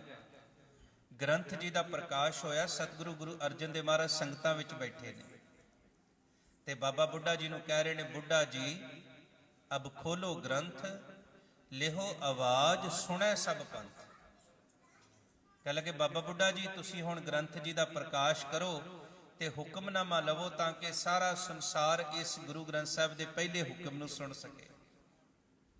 ਮਹਾਰਾਜ ਸੱਚੇ ਪਾਤਸ਼ਾਹ ਜੀ ਦਾ ਬਖਸ਼ਿਸ਼ ਹੋਇਆ ਪਹਿਲਾ ਹੁਕਮ, ਸੋਹੀ ਰਾਗ ਦੇ ਵਿੱਚ ਸੰਤਾਂ ਕੇ ਕਾਰਜ ਆਪ ਖਲੋਇਆ, ਹਰ ਕੰਮ ਕਰਾਵਨ ਆਇਆ ਰਾਮ, ਧਰਤ ਸੁਹਾਵੀ ਤਾਲ ਸੁਹਾਵਾ, ਵਿੱਚ ਅੰਮ੍ਰਿਤ ਜਲ ਛਾਇਆ ਰਾਮ। ਮਹਾਰਾਜ ਜੀ ਕਹਿੰਦੇ ਜਿੱਥੇ ਵੀ ਰੱਬ ਦੇ ਪਿਆਰੇ ਕੋਈ ਕਾਰਜ ਸ਼ੁਰੂ ਕਰਨਗੇ ਨਾ, ਉੱਥੇ ਵਾਹਿਗੁਰੂ ਆਪ ਸਹਾਈ ਹੋ ਕੇ ਸੰਪੂਰਨ ਕਰਦਾ ਹੈ। ਤੇ ਇਹ ਜਿਹੜਾ ਕਾਰਜ ਹਰਮੰਦਰ ਸਾਹਿਬ ਬਣਾਉਣ ਤੋਂ ਲੈ ਕੇ ਗੁਰੂ ਗ੍ਰੰਥ ਸਾਹਿਬ ਜੀ ਦੇ ਪਹਿਲੇ ਪ੍ਰਕਾਸ਼ ਪੁਰਬ ਦਾ ਵਾਹਿਗੁਰੂ ਨੇ ਆਪ ਸਹਾਈ ਹੋ ਕੇ ਸੰਪੂਰਨ ਕੀਤਾ। ਉਚਾਰਨ ਕਰਿਓ ਸਤਨਾਮ। ਇਸ ਪਹਿਲੇ ਹੁਕਮ ਨੂੰ ਵੀ ਚੇਤੇ ਰੱਖਣਾ, ਕਿਉਂਕਿ ਸ਼ਾਇਦ ਮੈਂ ਇੱਕ ਵਾਰੀ ਕਥਾ ਕੀਤੀ ਹੈ ਇਤਿਹਾਸ ਗੁਰੂ ਗ੍ਰੰਥ ਸਾਹਿਬ ਦੇ ਹੁਕਮਨਾਮਿਆਂ ਦਾ। ਜਦੋਂ ਸਿੱਖ ਭਰੋਸਾ ਕਰਦਾ ਨਾ ਗੁਰੂ ਦੇ ਹੁਕਮ ਦੇ ਉੱਪਰ, ਤੇ ਫਿਰ ਗੁਰੂ ਉਹਦੀ ਬੌੜੀ ਵੀ ਕਰਦਾ। ਇਸ ਕਰਕੇ ਹੁਕਮਨਾਮੇ ਨੂੰ ਆਮ ਨਾ ਸਮਝਣਾ। ਇਹ ਪਹਿਲਾ ਹੁਕਮਨਾਮਾ ਸੀ। ਸਾਰਾ ਦਿਨ ਸਿੱਖ ਸੰਗਤਾਂ ਨੇ ਗੁਰੂ ਗ੍ਰੰਥ ਸਾਹਿਬ ਮਹਾਰਾਜ ਜੀ ਦੇ ਦਰਸ਼ਨ ਕੀਤੇ। ਗੁਰੂ ਗ੍ਰੰਥ ਸਾਹਿਬ ਮਹਾਰਾਜ ਜੀ ਦੇ ਦਰਸ਼ਨ ਕਰਕੇ ਸਾਰਾ ਦਿਨ ਉਦਨ ਕੜਾਹ ਪ੍ਰਸ਼ਾਦ ਦੀ ਦੇਗ ਵਰਤਦੀ ਰਹੀ ਹੈ ਸੰਗਤ। ਸ਼ਾਮ ਨੂੰ ਜਦੋਂ ਸਤਿਗੁਰੂ ਗੁਰੂ ਅਰਜਨ ਦੇਵ ਮਹਾਰਾਜ ਸੱਚੇ ਪਾਤਸ਼ਾਹ ਜੀ ਨੂੰ ਬਾਬਾ ਬੁੱਢਾ ਜੀ ਪੁੱਛਦੇ ਨੇ ਵੀ ਸੁਖ ਆਸਣ ਕਿੱਥੇ ਕਰਨਾ ਹੈ, ਤੇ ਫਿਰ ਬਾਬਾ ਜੀ ਗੁਰੂ ਅਰਜਨ ਦੇਵ ਮਹਾਰਾਜ ਕਹਿੰਦੇ ਨੇ ਜਿੱਥੇ ਮੈਂ ਆਰਾਮ ਕਰਦਾ ਸੀ ਉੱਥੇ ਹੀ ਸੁਖ ਆਸਣ ਹੋਵੇਗਾ। ਉਸ ਜਗ੍ਹਾ ਤੇ ਪਲੰਗ ਵਿਛਿਆ ਹੋਇਆ ਹੈ। ਤੇ ਸਤਿਗੁਰੂ ਨੂੰ ਬਾਬਾ ਬੁੱਢਾ ਜੀ ਪੁੱਛਦੇ ਨੇ ਤੁਸੀਂ ਕਿੱਥੇ ਆਰਾਮ ਕਰੋਗੇ? ਮਹਾਰਾਜ ਜੀ ਕਹਿਣਗੇ ਅੱਜ ਤੋਂ ਬਾਅਦ ਸ਼ਬਦ ਪਲੰਗ ਤੇ ਮੈਂ ਜ਼ਮੀਨ ਤੇ ਆਰਾਮ ਕਰਾਂਗਾ। ਉਚਾਰਨ ਕਰਿਓ ਸਤਨਾਮ। ਤੁਸੀਂ ਕੋਠਾ ਸਾਹਿਬ ਜਾਵੋ, ਸ਼੍ਰੀ ਅਕਾਲ ਤਖਤ ਸਾਹਿਬ ਦੇ ਵਿੱਚ ਹੀ ਹੈ। ਉੱਥੇ ਇੱਕ ਚਾਦਰ ਵਿਛੀ ਹੁੰਦੀ ਹੈ, ਜਿਸ ਇਸ ਗੱਲ ਦਾ ਪ੍ਰਤੀਕ ਹੈ ਕਿ ਸਤਿਗੁਰੂ ਜ਼ਮੀਨ ਤੇ ਆਰਾਮ ਕਰਦੇ ਸਨ ਤੇ ਗ੍ਰੰਥ ਜੀ ਉੱਪਰ ਪਲੰਗ ਤੇ ਸਨ, ਕਿਉਂਕਿ ਗੁਰੂ ਦੀ ਜ਼ਿੰਦਗੀ ਵਿੱਚ ਸ਼ਬਦ ਹੀ ਸਭ ਤੋਂ ਉੱਪਰ ਹੈ, ਬਾਕੀ ਗੱਲਾਂ ਥੱਲੇ ਨੇ। ਤੇ ਸਿੱਖ ਨੂੰ ਵੀ ਜਦੋਂ ਕਰਮ ਕਰਨ ਦੀ ਗੱਲ ਕਰਦੇ ਨੇ ਨਾ, ਗੁਰੂ ਕਹਿਣ ਲੱਗੇ ਸਭ ਸੈ ਉੱਪਰ ਗੁਰ ਸ਼ਬਦ ਵਿਚਾਰ, ਹੋਰ ਕਥਨੀ ਬਦੋ ਨਾ ਸਗਲੀ ਸ਼ਾਰ। ਸਭ ਤੋਂ ਉੱਤਮ ਤੇਰਾ ਕਰਮ ਹੈ ਗੁਰੂ ਦੇ ਸ਼ਬਦ ਦੀ ਵਿਚਾਰ ਕਰਨੀ। ਸੰਗਤ ਆਪ ਜੀਆਂ ਨੂੰ ਸਤਿਗੁਰੂ ਗੁਰੂ ਗ੍ਰੰਥ ਸਾਹਿਬ ਮਹਾਰਾਜ ਜੀ ਦੇ ਪਹਿਲੇ ਪ੍ਰਕਾਸ਼ ਪੁਰਬ ਦੀ ਲੱਖ ਲੱਖ ਵਧਾਈ ਹੋਵੇ। ਸਤਿਗੁਰੂ ਰਹਿਮਤ ਕਰਨ, ਇਹ ਪ੍ਰਕਾਸ਼ ਸ਼ਬਦ ਸਾਡੇ ਹਿਰਦਿਆਂ ਵਿੱਚ ਵਸ ਜਾਵੇ। ਕਦੇ ਵੀ ਸੰਸਾਰ ਵਿੱਚ ਸਿੱਖ ਕਦੇ ਵੀ ਗੁਰੂ ਨਾਨਕ ਸਾਹਿਬ ਜੀ ਦਾ ਗੁਰਗੱਦੀ ਪੁਰਬ ਨਹੀਂ ਮਨਾਉਂਦਾ, ਕਿਉਂਕਿ ਗੁਰੂ ਨਾਨਕ ਸਾਹਿਬ ਜੀ ਨੂੰ ਗੁਰਗੱਦੀ ਧੁਰ ਤੋਂ ਬਖਸ਼ਿਸ਼ ਹੋਈ ਹੈ। ਤੇ ਗੁਰੂ ਗ੍ਰੰਥ ਸਾਹਿਬ ਮਹਾਰਾਜ ਦਾ ਕਦੇ ਜੋਤੀ ਜੋਤ ਪੁਰਬ ਨਹੀਂ ਮਨਾਵੇਗਾ, ਕਿਉਂਕਿ ਗੁਰੂ ਗ੍ਰੰਥ ਸਾਹਿਬ ਜੀ ਜੁਗੋ ਜੁਗ ਅਟਲ ਗੁਰੂ ਨੇ। ਉਚਾਰਨ ਕਰਿਓ ਸਤਨਾਮ। ਗੁਰੂ ਗੋਬਿੰਦ ਸਿੰਘ ਮਹਾਰਾਜ ਸੱਚੇ ਪਾਤਸ਼ਾਹ ਜੀ ਨੇ ਸਾਨੂੰ ਜੋ ਬਖਸ਼ਿਸ਼ਾਂ ਕੀਤੀਆਂ, ਇਹ ਹੁਕਮ ਕਰ ਦਿੱਤਾ ਕਿ ਸਭ ਸਿੱਖਨ ਕੋ ਹੁਕਮ ਹੈ ਗੁਰੂ ਮਾਨਿਓ। ਹੁਣ ਗੁਰੂ ਦਾ ਭਾਵ ਹੈ ਜਿਹੜਾ ਸਾਡੇ ਅਗਿਆਨਤਾ ਜੀਵਨ ਦੇ ਵਿੱਚ ਪ੍ਰਕਾਸ਼ ਭਰ ਦੇਵੇ। ਅਸੀਂ ਇੱਕ ਦੂਜੇ ਦੀ ਸਲਾਹ ਤੇ ਬੜਾ ਕੰਮ ਕਰਦੇ ਹਾਂ, ਪਰ ਗੁਰੂ ਕੋਲੋਂ ਸਲਾਹ ਨਹੀਂ ਲੈਂਦੇ। ਅੱਜ ਸਮਾਂ ਹੈ ਕਿ ਜਿਸ ਗੁਰੂ ਸ਼ਬਦ ਦੀ ਵਿਚਾਰ ਨੇ ਸਾਨੂੰ 500 ਸਾਲ ਤੱਕ ਇੱਕ ਜਿਉਂਦੀ ਕੌਮ ਰੱਖਿਆ। ਸਾਡੇ ਬਜ਼ੁਰਗ ਜਿਉਂਦੇ ਰਹੇ, ਇਸ ਕਰਕੇ ਨਹੀਂ ਕਿ ਉਹਨਾਂ ਦੀਆਂ ਜ਼ਮੀਨਾਂ ਜਾਇਦਾਦਾਂ ਸਨ, ਇਸ ਕਰਕੇ ਕਿ ਉਹਨਾਂ ਦੇ ਅੰਦਰ ਸਤਿਗੁਰੂ ਜੀ ਦਾ ਸ਼ਬਦ ਸੀ। ਉਹਨਾਂ ਦੇ ਅੰਦਰ ਇਹ ਹਮੇਸ਼ਾ ਹੀ ਚੱਲਦਾ ਹੀ ਰਹਿੰਦਾ ਸੀ, ਗੁਰ ਮੇਰਾ ਸੰਗ ਸਦਾ ਹੈ ਨਾਲੇ, ਸਿਮਰ ਸਿਮਰ ਤਿਸ ਸਦਾ ਸੰਭਾਲੇ। ਔਖੇ ਸਮਿਆਂ ਵਿੱਚ ਸਿੱਖਾਂ ਨੇ ਗੁਰੂ ਗ੍ਰੰਥ ਸਾਹਿਬ ਮਹਾਰਾਜ ਦਾ ਪੱਲਾ ਨਹੀਂ ਛੱਡਿਆ। ਪੱਲੇ ਦਾ ਮਤਲਬ ਇਹ ਹੈ ਕਿ ਗੁਰੂ ਗ੍ਰੰਥ ਸਾਹਿਬ ਦੇ ਹੁਕਮ ਵਿੱਚ ਚੱਲਣਾ। ਅੱਜ ਸਭ ਤੋਂ ਵੱਡੀ ਲੋੜ, ਮੈਂ ਬੇਨਤੀ ਕਰਾਂ, ਸਿੱਖਾਂ ਵਿੱਚ ਕਿਹੜਾ ਧੜਾ ਚੰਗਾ ਕਿਹੜਾ ਮਾੜਾ ਇਹ ਨਹੀਂ ਹੈ, ਪਰ ਇੱਕ ਗੱਲ ਤਾਂ ਸਾਹਮਣੇ ਆ ਗਈ ਕਿ ਜਿਨ੍ਹਾਂ ਲੋਕਾਂ ਨੇ ਗੁਰੂ ਗ੍ਰੰਥ ਸਾਹਿਬ ਮਹਾਰਾਜ ਜੀ ਦੀ ਬੇਅਦਬੀ ਕਰਵਾਈ ਤੇ ਸਹਿਯੋਗ ਦਿੱਤਾ, ਉਹ ਕਦੇ ਸਿੱਖ ਨਹੀਂ ਹੋ ਸਕਦੇ। ਇਹ ਗੱਲ ਤਾਂ ਮੰਨਣਾ ਪਏਗਾ। ਦੂਜੀ ਇਹ ਬੇਨਤੀ ਕਰਦਾ ਚੱਲਾਂ ਕਿ ਦੂਸਰੇ ਸਿੱਖ ਦੇ ਉੱਪਰ ਚਿੱਕੜ ਛੁੱਟਣਾ ਛੱਡ ਕੇ ਜੇ ਅਸੀਂ ਕੋਸ਼ਿਸ਼ ਕਰੀਏ ਵੀ ਸਾਡਾ ਜੀਵਨ ਗੁਰਮਤਿ ਅਨੁਸਾਰ ਹੋ ਜਾਏ, ਮੈਂ ਗੁਰੂ ਕੋਲੋਂ ਪੁੱਛ ਕੇ ਸਿੱਖ ਬਣਾ। ਮਹਾਰਾਜ ਤੁਹਾਨੂੰ ਕਿਹੋ ਜਿਹਾ ਸਿੱਖ ਚਾਹੀਦਾ ਹੈ?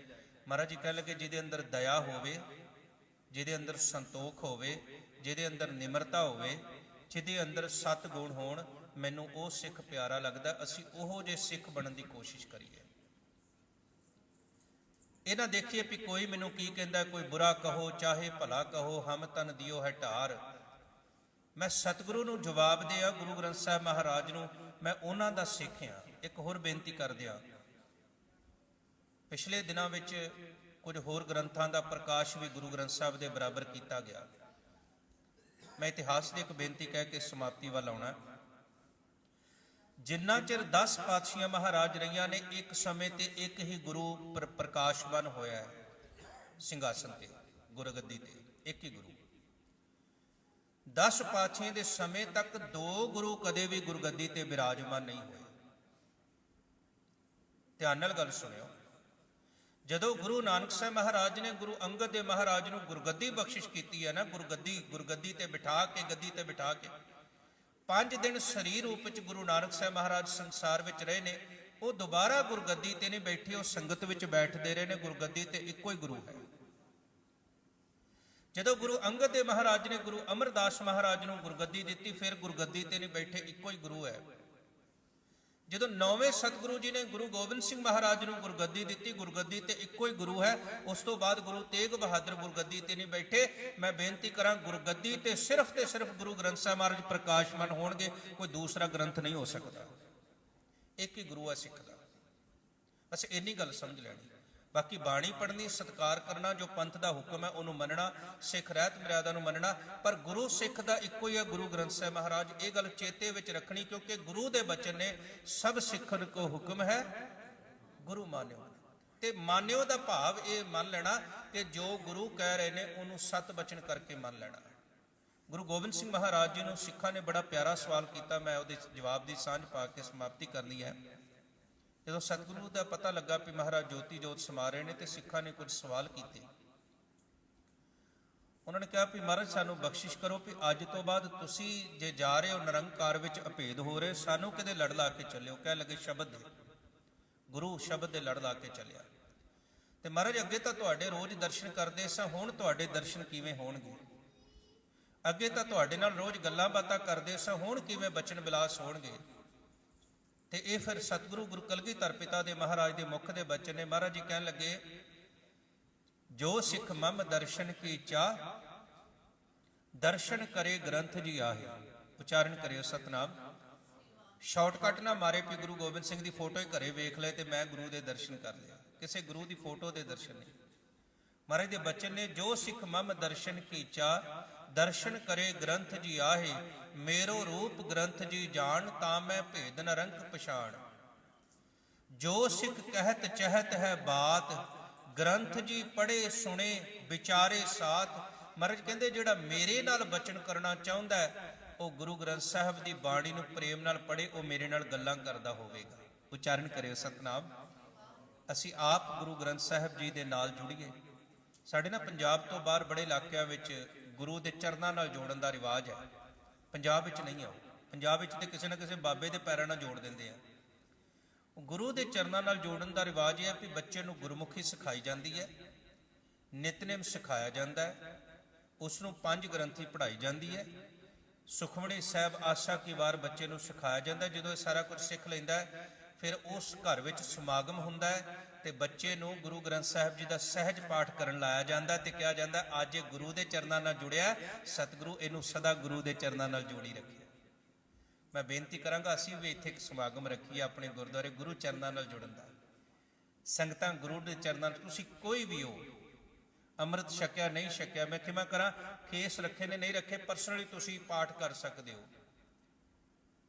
ਤੁਸੀਂ ਸਾਰੀ ਸੰਗਤ ਗੁਰੂ ਦੇ ਚਰਨਾਂ ਨਾਲ ਜੁੜਨ ਦਾ ਉਪਰਾਲਾ ਕਰੋ। ਜਿੱਦਣ ਬਾਣੀ ਅੰਦਰ ਵਸ ਗਈ, ਉਦੋਂ ਫਿਰ ਤੁਸੀਂ ਆਪ ਹੀ ਹੱਥ ਜੋੜ ਕੇ ਕਹਿਣਾ, ਮੈਨੂੰ ਦੱਸੋ ਅੰਮ੍ਰਿਤ ਸੰਚਾਰ ਕਦੋਂ ਹੋਣਾ। ਅਸੀਂ ਨਹੀਂ ਤੁਹਾਨੂੰ ਕਹਿਣਾ। ਫਿਰ ਇਸ ਕਰਕੇ ਇੱਕ ਸਮਾਗਮ ਅਸੀਂ ਰੱਖੀਏ, ਕਿਉਂਕਿ ਸਾਡੀ ਸੰਥਿਆ ਦਾ ਵੀ ਜਿਹੜੀ ਹੈ ਸਮਾਪਤੀ ਹੋਣ ਵਾਲੀ ਹੈ। ਗੁਰੂ ਗ੍ਰੰਥ ਸਾਹਿਬ ਜੀ ਦੇ ਪਾਠ ਸੰਪੂਰਨ ਹੋਣ ਵਾਲੇ ਨੇ, ਉਦੋਂ ਸਮਾਗਮ ਰੱਖ ਲਾਂਗੇ। ਇਹਨਾਂ ਤਾਂ ਅਸੀਂ ਕਰ ਸਕਦੇ ਹਾਂ ਸੰਗਤ, ਹੋਰ ਬਹੁਤਾ ਨਹੀਂ ਤਾਂ ਕਿ ਅਸੀਂ ਜਿੰਨੇ ਬੈਠੇ ਹੋਏ ਆ ਗੁਰੂ ਗ੍ਰੰਥ ਸਾਹਿਬ ਦਾ ਸਹਿਜ ਪਾਠ ਅਸੀਂ ਸ਼ੁਰੂ ਕਰੀਏ। ਜਦੋਂ ਸਮਾਂ ਲੱਗੇ ਬੈਠ ਕੇ ਪੜ੍ਹੀਏ, ਗੁਰੂ ਦੇ ਨਾਲ ਜੁੜ ਜਾਈਏ। ਇਸ ਤੋਂ ਵੱਡੇ ਭਾਗਾਂ ਵਾਲਾ ਸਮਾਂ ਕੋਈ ਨਹੀਂ ਹੋਵੇਗਾ, ਕਿਉਂਕਿ ਮਹਾਰਾਜ ਗੁਰੂ ਅਰਜਨ ਦੇਵ ਮਹਾਰਾਜ ਆਪ ਹੀ ਕਹਿੰਦੇ ਨੇ, ਧਨ ਸੋ ਵੇਲਾ ਜਿਤ ਦਰਸ਼ਨ ਕਰਨਾ ਤਨ ਸੋਵੇਲਾ ਜਿਤ ਦਰਸ਼ਨ ਕਰਨਾ।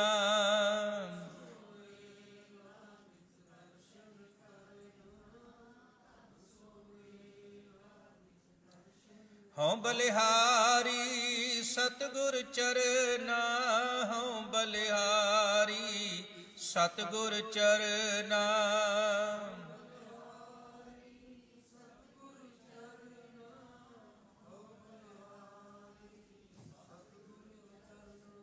ਇਹ ਮੈਂ ਇਸ ਕਰਕੇ ਕੋਟ ਕੀਤਾ ਅੱਗੋਂ ਕਿ ਸਾਡੇ ਬੱਚੇ ਜਿਹੜੇ ਨੇ ਸਕੂਲਾਂ ਦੇ ਵਿੱਚ ਇੰਗਲਿਸ਼ ਲਿਟਰੇਚਰ ਪੜ੍ਹਦੇ ਆ। ਸਾਡੇ ਬਹੁਤਿਆਂ ਨੂੰ ਜਿਹੜਾ ਹੈ ਸ਼ੇਕਸਪੀਅਰ ਦਾ ਨਾਮ ਚੇਤੇ ਹੋਵੇਗਾ, ਵਿਲੀਅਮ ਵਿਰਡਸਵਰਥ ਦਾ ਨਾਮ ਚੇਤੇ ਹੋਵੇਗਾ, ਜਿਹੜੇ ਵਰਲਡ ਫੇਮਸ ਪੋਇਟ ਨੇ।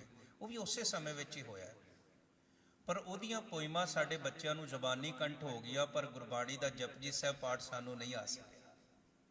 ਇਸ ਕਰਕੇ ਕੰਪੈਰੀਜ਼ਨ ਥੋੜ੍ਹਾ ਜਿਹਾ ਕੀਤਾ। ਉਹਦੀਆਂ ਪੋਇਮਸ ਪੜ੍ਹੀਆਂ ਜਾ ਰਹੀਆਂ ਨੇ, ਉਹ ਸਾਰਾ ਕੁਝ ਹੋ ਰਿਹਾ ਹੈ। ਇੰਡੀਆ ਵਿੱਚ ਵੀ ਪੜ੍ਹੀਆਂ ਜਾ ਰਹੀਆਂ, ਜਿੰਨੇ ਸਕੂਲ ਨੇ। ਜਦੋਂ ਮੈਂ ਕਾਲਜ ਪੜ੍ਹਦਾ ਸੀ ਇਹ ਸਾਰਾ ਕੁਝ ਸੀ ਉੱਥੇ। ਪਰ ਗੁਰੂ ਗ੍ਰੰਥ ਸਾਹਿਬ ਦੀ ਬਾਣੀ ਜਿਹੜੀ ਹੈ ਉਹ ਸਾਰੀ ਮਨੁੱਖਤਾ ਵਾਸਤੇ ਸੀ, ਉਹ ਅਸੀਂ ਨਹੀਂ ਪਹੁੰਚਾ ਸਕੇ। ਇਸ ਕਰਕੇ ਸਾਨੂੰ ਅਗਿਆਨਤਾ ਤੋਂ ਗਿਆਨ ਵਾਲਾ ਮਾਰਗ ਜਿਹੜਾ ਹੈ ਗੁਰੂ ਗ੍ਰੰਥ ਸਾਹਿਬ ਜੀ ਦੀ ਬਾਣੀ ਤੋਂ ਮਿਲਦਾ ਹੈ। ਫਿਰ ਇੱਕ ਦੋ ਬੇਨਤੀਆਂ ਕਹਿ ਕੇ ਮੈਂ ਸਮਾਪਤੀ ਕਰਾਂ ਕਿ ਗੁਰੂ ਗ੍ਰੰਥ ਸਾਹਿਬ ਮਹਾਰਾਜ ਸਾਨੂੰ ਆਜ਼ਾਦੀ ਵਾਲੀ ਜ਼ਿੰਦਗੀ ਦਿੰਦੇ ਨੇ, ਵਹਿਮਾਂ ਭਰਮਾਂ ਪਖੰਡਾਂ ਤੋਂ। ਆਪਣੇ ਵਿਚਾਰਾਂ ਦੀ ਆਜ਼ਾਦੀ ਦਿੰਦੇ ਨੇ, ਦੂਸਰੇ ਦੇ ਵਿਚਾਰਾਂ ਦੀ ਆਜ਼ਾਦੀ ਦਿੰਦੇ ਨੇ। ਸਿੱਖ ਨੂੰ ਪਿੱਛ ਲੱਗਾ ਨਹੀਂ ਬਣਾਉਂਦੇ। ਸਤਿਗੁਰੂ ਗੁਰੂ ਗ੍ਰੰਥ ਸਾਹਿਬ ਮਹਾਰਾਜ ਜੀ ਦੀ ਬਾਣੀ ਜਿਹੜੀ ਹੈ ਪੂਰੇ ਮਨੁੱਖਤਾ ਵਾਸਤੇ, ਕੋਈ ਆਣ ਕੇ ਬਹਿ ਜਾਏ, ਕੋਈ ਵੀ ਦੁਨੀਆ ਦਾ ਮਨੁੱਖ, ਉਹਦੇ ਤੇ ਇਹ ਰਿਸਟ੍ਰਿਕਸ਼ਨ ਕੋਈ ਨਹੀਂ ਹੈਗੀ ਵੀ ਤੂੰ ਇਸ ਧਰਮ ਨੂੰ ਧਾਰਨ ਕਰੇਗਾ ਤਾਂ ਹੀ ਗੁਰਬਾਣੀ ਪੜ੍ਹ ਸਕਦਾ ਹੈ। ਤੂੰ ਗੁਰਬਾਣੀ ਪੜ੍ਹ ਕੇ ਤੇਰੀ ਮਰਜ਼ੀ ਹੈ, ਤੂੰ ਚੰਗਾ ਹਿੰਦੂ ਬਣ ਜਾ, ਤੂੰ ਚੰਗਾ ਮੁਸਲਮਾਨ ਬਣ ਜਾ, ਚੰਗਾ ਈਸਾਈ ਬਣ ਜਾ, ਤੇਰੀ ਮਰਜ਼ੀ ਹੈ। ਪਰ ਜੇ ਤੂੰ ਸਿੱਖ ਬਣਿਆ ਤੇ ਤੇਰੇ ਵਾਸਤੇ ਗੁਰੂ ਗ੍ਰੰਥ ਸਾਹਿਬ ਨੂੰ ਗੁਰੂ ਮੰਨਣਾ ਜ਼ਰੂਰੀ ਹੈ। ਉਚਾਰਨ ਕਰਿਓ ਸਤਨਾਮ। ਬੜੀ ਮਹਾਨਤਾ ਹੈ ਗੁਰਬਾਣੀ ਦੇ ਵਿੱਚ। ਗੁਰਬਾਣੀ ਦੇ ਵਿੱਚ ਸਾਡੇ ਕਿਤੇ ਵੀ ਵਖਰੇਵਾ ਨਹੀਂ ਹੈ, ਡਿਸਕ੍ਰਿਮੀਨੇਸ਼ਨ ਨਹੀਂ। ਅਸੀਂ ਭਾਲਿਆ ਕੋ ਜਿਹਨੂੰ ਕਹਿੰਦੇ ਪੱਖਪਾਤ, ਡਿਸਕ੍ਰਿਮੀਨੇਸ਼ਨ ਕਿ ਇਹ ਮਿਸ਼ਨਰੀ ਹੈ, ਟਕਸਾਲੀ ਹੈ, ਖੰਡ ਕੀਰਤਨੀ ਹੈ, ਇਹੋ ਜਿਹਾ ਗੁਰਬਾਣੀ 'ਚ ਕਿਧਰੇ ਵੀ ਨਹੀਂ ਹੈ। ਉੱਥੇ ਤਾਂ ਹੈ ਏਕ ਪਿਤਾ ਏਕਸ ਕੇ ਹਮ ਬਾਰਿਕ ਤੂੰ ਮੇਰਾ ਗੁਰਹਾਏ। ਸਾਰੀ ਮਨੁੱਖਤਾ ਨੂੰ ਏਕੇ ਵਿੱਚ ਪਰੋਣ ਵਾਲੀ ਹੈ, ਸਾਰੀ ਮਨੁੱਖਤਾ ਨੂੰ। ਤੇ ਜੇ ਅਸੀਂ ਹੀ ਇੱਕ ਦੂਜੇ ਨਾਲ ਪੱਖਪਾਤ ਰੱਖਿਆ, ਅਮੀਰੀ ਕਰਕੇ, ਗਰੀਬੀ ਕਰਕੇ, ਦਸਤਾਰ ਦੇ ਬੰਦੇਜ ਕਰਕੇ, ਇਲਾਕਿਆਂ ਕਰਕੇ, ਜੇ ਉਹ ਸਾਰਾ ਕੁਝ, ਤਾਂ ਫਿਰ ਅਸੀਂ ਗੁਰੂ ਗ੍ਰੰਥ ਸਾਹਿਬ ਦੇ ਸਿੱਖ ਨਹੀਂ ਹੋ ਸਕਦੇ। ਗੁਰੂ ਗ੍ਰੰਥ ਸਾਹਿਬ ਦੇ ਮੰਨਣ ਵਾਲੇ ਸਿੱਖ ਦਾ ਹਿਰਦਾ ਇੰਨਾ ਵਿਸ਼ਾਲ ਹੈ। ਅਸੀਂ ਤਾਂ ਇੱਥੇ ਬੈਠੇ ਲੜੀ ਜਾਂਦੇ ਆ। ਉਹ ਕੇਰਲਾ ਦੇ ਵਿੱਚ ਚਲੇ ਗਏ ਸਿੱਖ, ਜਾ ਕੇ ਉਹਨਾਂ ਨੂੰ ਗਰੀਬਾਂ ਨੂੰ ਗਾਲਾਂ ਲਾ ਕੇ ਲੰਗਰ ਛਕਾ ਰਹੇ। ਉਹ ਕਹਿਣ ਲੱਗੇ ਰੱਬ ਨੇ ਡੁਬੋਇਆ ਸੀ ਤੇ ਰੱਬ ਨੇ ਸਾਨੂੰ ਤਾਰਨ ਵਾਸਤੇ ਸਿੱਖਾਂ ਨੂੰ ਭੇਜ ਦਿੱਤਾ। ਉਚਾਰਨ ਕਰਿਓ ਸਤਨਾਮ। ਇਹੋ ਜਿਹਾ ਹਿਰਦਾ ਸਿੱਖ ਦਾ ਵਿਸ਼ਾਲ ਹੋਵੇ, ਜਿਹੜਾ ਕੋਈ ਮਿਲੇ ਉਹਨੂੰ ਰੱਬ ਦਾ ਜੋਤ ਸਮਝ ਕੇ ਉਹਦਾ ਸਤਿਕਾਰ ਕਰੇ, ਉਹਦੇ ਨਾਲ ਪਿਆਰ ਕਰੇ। ਜਿੱਦਣ ਇਹ ਗੁਣ ਸਾਡੇ ਵਿੱਚ ਆ ਗਏ, ਮਨੁੱਖਤਾ ਗੁਰੂ ਗ੍ਰੰਥ ਸਾਹਿਬ ਨੂੰ ਗੁਰੂ ਮੰਨਣ 'ਚ ਇਨਕਾਰੀ ਨਹੀਂ ਹੋਵੇਗੀ। ਸੋ ਅੱਜ ਇੰਨੀਆਂ ਬੇਨਤੀਆਂ ਪ੍ਰਵਾਨ ਕਰਿਓ ਜੀ। ਸਤਿਗੁਰੂ ਗੁਰੂ ਗ੍ਰੰਥ ਸਾਹਿਬ ਮਹਾਰਾਜ ਦੇ ਪਹਿਲੇ ਪ੍ਰਕਾਸ਼ ਪੁਰਬ ਦੀਆਂ ਲੱਖ ਲੱਖ ਵਧਾਈਆਂ ਹੋਵਣ ਆਪ ਜੀ ਨੂੰ। ਮੈਂ ਆਪ ਹੀ ਬੇਨਤੀ ਕਰਦਿਆਂ, ਜੇ ਕੋਈ GCSE ਜਾਂ A ਲੈਵਲ ਪੰਜਾਬੀ ਦਾ ਕਰਨ ਵਿੱਚ ਇੰਟਰਸਟਿੰਗ ਹੈ, ਸਾਡੀ ਕਲਾਸ ਚੱਲ ਰਹੀ ਹੈ। ਕਿਉਂਕਿ ਬੱਚੇ ਸਾਡੇ ਕੋਲ ਘੱਟ ਨੇ, ਇਸ ਕਰਕੇ ਜਿਹਨੇ GCSE ਜਾਂ A ਲੈਵਲ ਕਰਨਾ ਹੈ, ਉਹ ਜਿਹੜਾ ਆਪਣਾ ਨਾਮ ਪ੍ਰਬੰਧਕਾਂ ਨੂੰ ਦੇ ਦਿਓ, ਕਲਾਸ ਸ਼ੁਰੂ ਕਰ ਸਕਦੇ ਆ। ਫਤਿਹ ਗੱਜ ਕੇ ਬੁਲਾਓ ਜੀ। ਵਾਹਿਗੁਰੂ ਜੀ ਕਾ ਖਾਲਸਾ, ਵਾਹਿਗੁਰੂ ਜੀ ਕੀ ਫਤਿਹ। ਰਾਮਕਲੀ ਮਹਿਲਾ ਤੀਜਾ। ਆਨੰਦ ਏਕ ਓੰਕਾਰ ਸਤਿਗੁਰ ਪ੍ਰਸਾਦ। ਆਨੰਦ ਪਿਆ ਮੇਰੀ ਮਾਏ, ਸਤਿਗੁਰੂ ਮੈਂ ਪਾਇਆ। ਰਾਗ ਰਤਨ ਪਰਵਾਰ ਪਰੀਆਂ, ਸ਼ਬਦ ਗਾਵਣੇ ਆਈਆਂ। ਕਹੈ ਨਾਨਕ ਆਨੰਦ ਹੋਆ, ਸਤਿਗੁਰੂ ਮੈਂ ਪਾਇਆ। ਹਰ ਨਾਲ ਰਹੋ ਤੂੰ ਮਨ ਮੇਰੇ, ਦੁਖ ਸਭ ਵਿਸਾਰਨਾ। ਸਭਨਾ ਗਲਾਂ ਸਮਰੱਥ ਸੁਆਮੀ, ਸੋ ਕਿਉ ਮਨੋ ਵਿਸਾਰੇ। ਸਾਚੇ ਸਾਹਿਬਾ ਕਿਆ ਨਾਹੀ ਕਰਤੇ ਰਹਿ, ਸਦਾ ਸਿਫਤ ਸਲਾਹ ਤੇਰੀ, ਨਾਮ ਮਨ ਵਸਾਵੇ। ਕਹੈ ਨਾਨਕ ਸੱਚੇ ਸਾਹਿਬ ਕਿਆ ਨਾਹੀ ਕਰਤੇ ਰਹਿ, ਸਾਚਾ ਨਾਮ ਮੇਰਾ ਆਧਾਰੋ। ਕਰ ਸ਼ਾਂਤ ਸੁਖ ਮਨ ਆਇ ਵਸਿਆ, ਜਿਨ ਇੱਛਾ ਸਭ ਪੂਜਾਈਆਂ।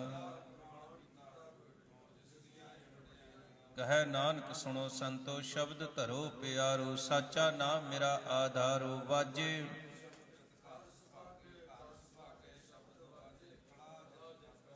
ਪੰਚ ਦੂਤ ਤੁਧ ਵਸ ਕੀਤੇ, ਕਾਲ ਕੰਟਕ ਮਾਰਿਆ। ਕਹੈ ਨਾਨਕ ਤੈ ਸੁਖ ਹੋਆ, ਤਿਤ ਕਰ ਅਨਹਦ ਵਾਜੇ। ਪਾਰ ਬ੍ਰਹਮ ਪ੍ਰਭ ਪਾਇਆ, ਉਤਰੇ ਸਗਲ ਵਿਸੂਰੇ। ਦੁਖ ਰੋਗ ਸੰਤਾਪ ਉਤਰੇ, ਸੁਣੀ ਸੰਤ ਸਾਜਨ ਭਏ ਸਰਸੇ ਪੂਰੇ। ਸੁਣਤੇ ਪੁਨੀਤ ਕਹਤੇ ਪਵਿੱਤ, ਸਤਿਗੁਰ ਰਹਿਆ। ਬਿਨਵੰਤ ਨਾਨਕ ਗੁਰ ਚਰਨ ਲਾਗੇ ਵਾਜੇ। ਸੁਣਤੇ ਪੁਨੀਤ ਕਹਤੇ ਪਵਿੱਤ, ਸਤਿਗੁਰ ਰਹਿਆ। ਬਿਨਵੰਤ ਨਾਨਕ ਗੁਰ ਚਰਨ ਲਾਗੇ ਵਾਜੇ। ਵਾਹਿਗੁਰੂ ਜੀ ਕਾ ਖਾਲਸਾ, ਵਾਹਿਗੁਰੂ ਜੀ ਕੀ ਫਤਿਹ।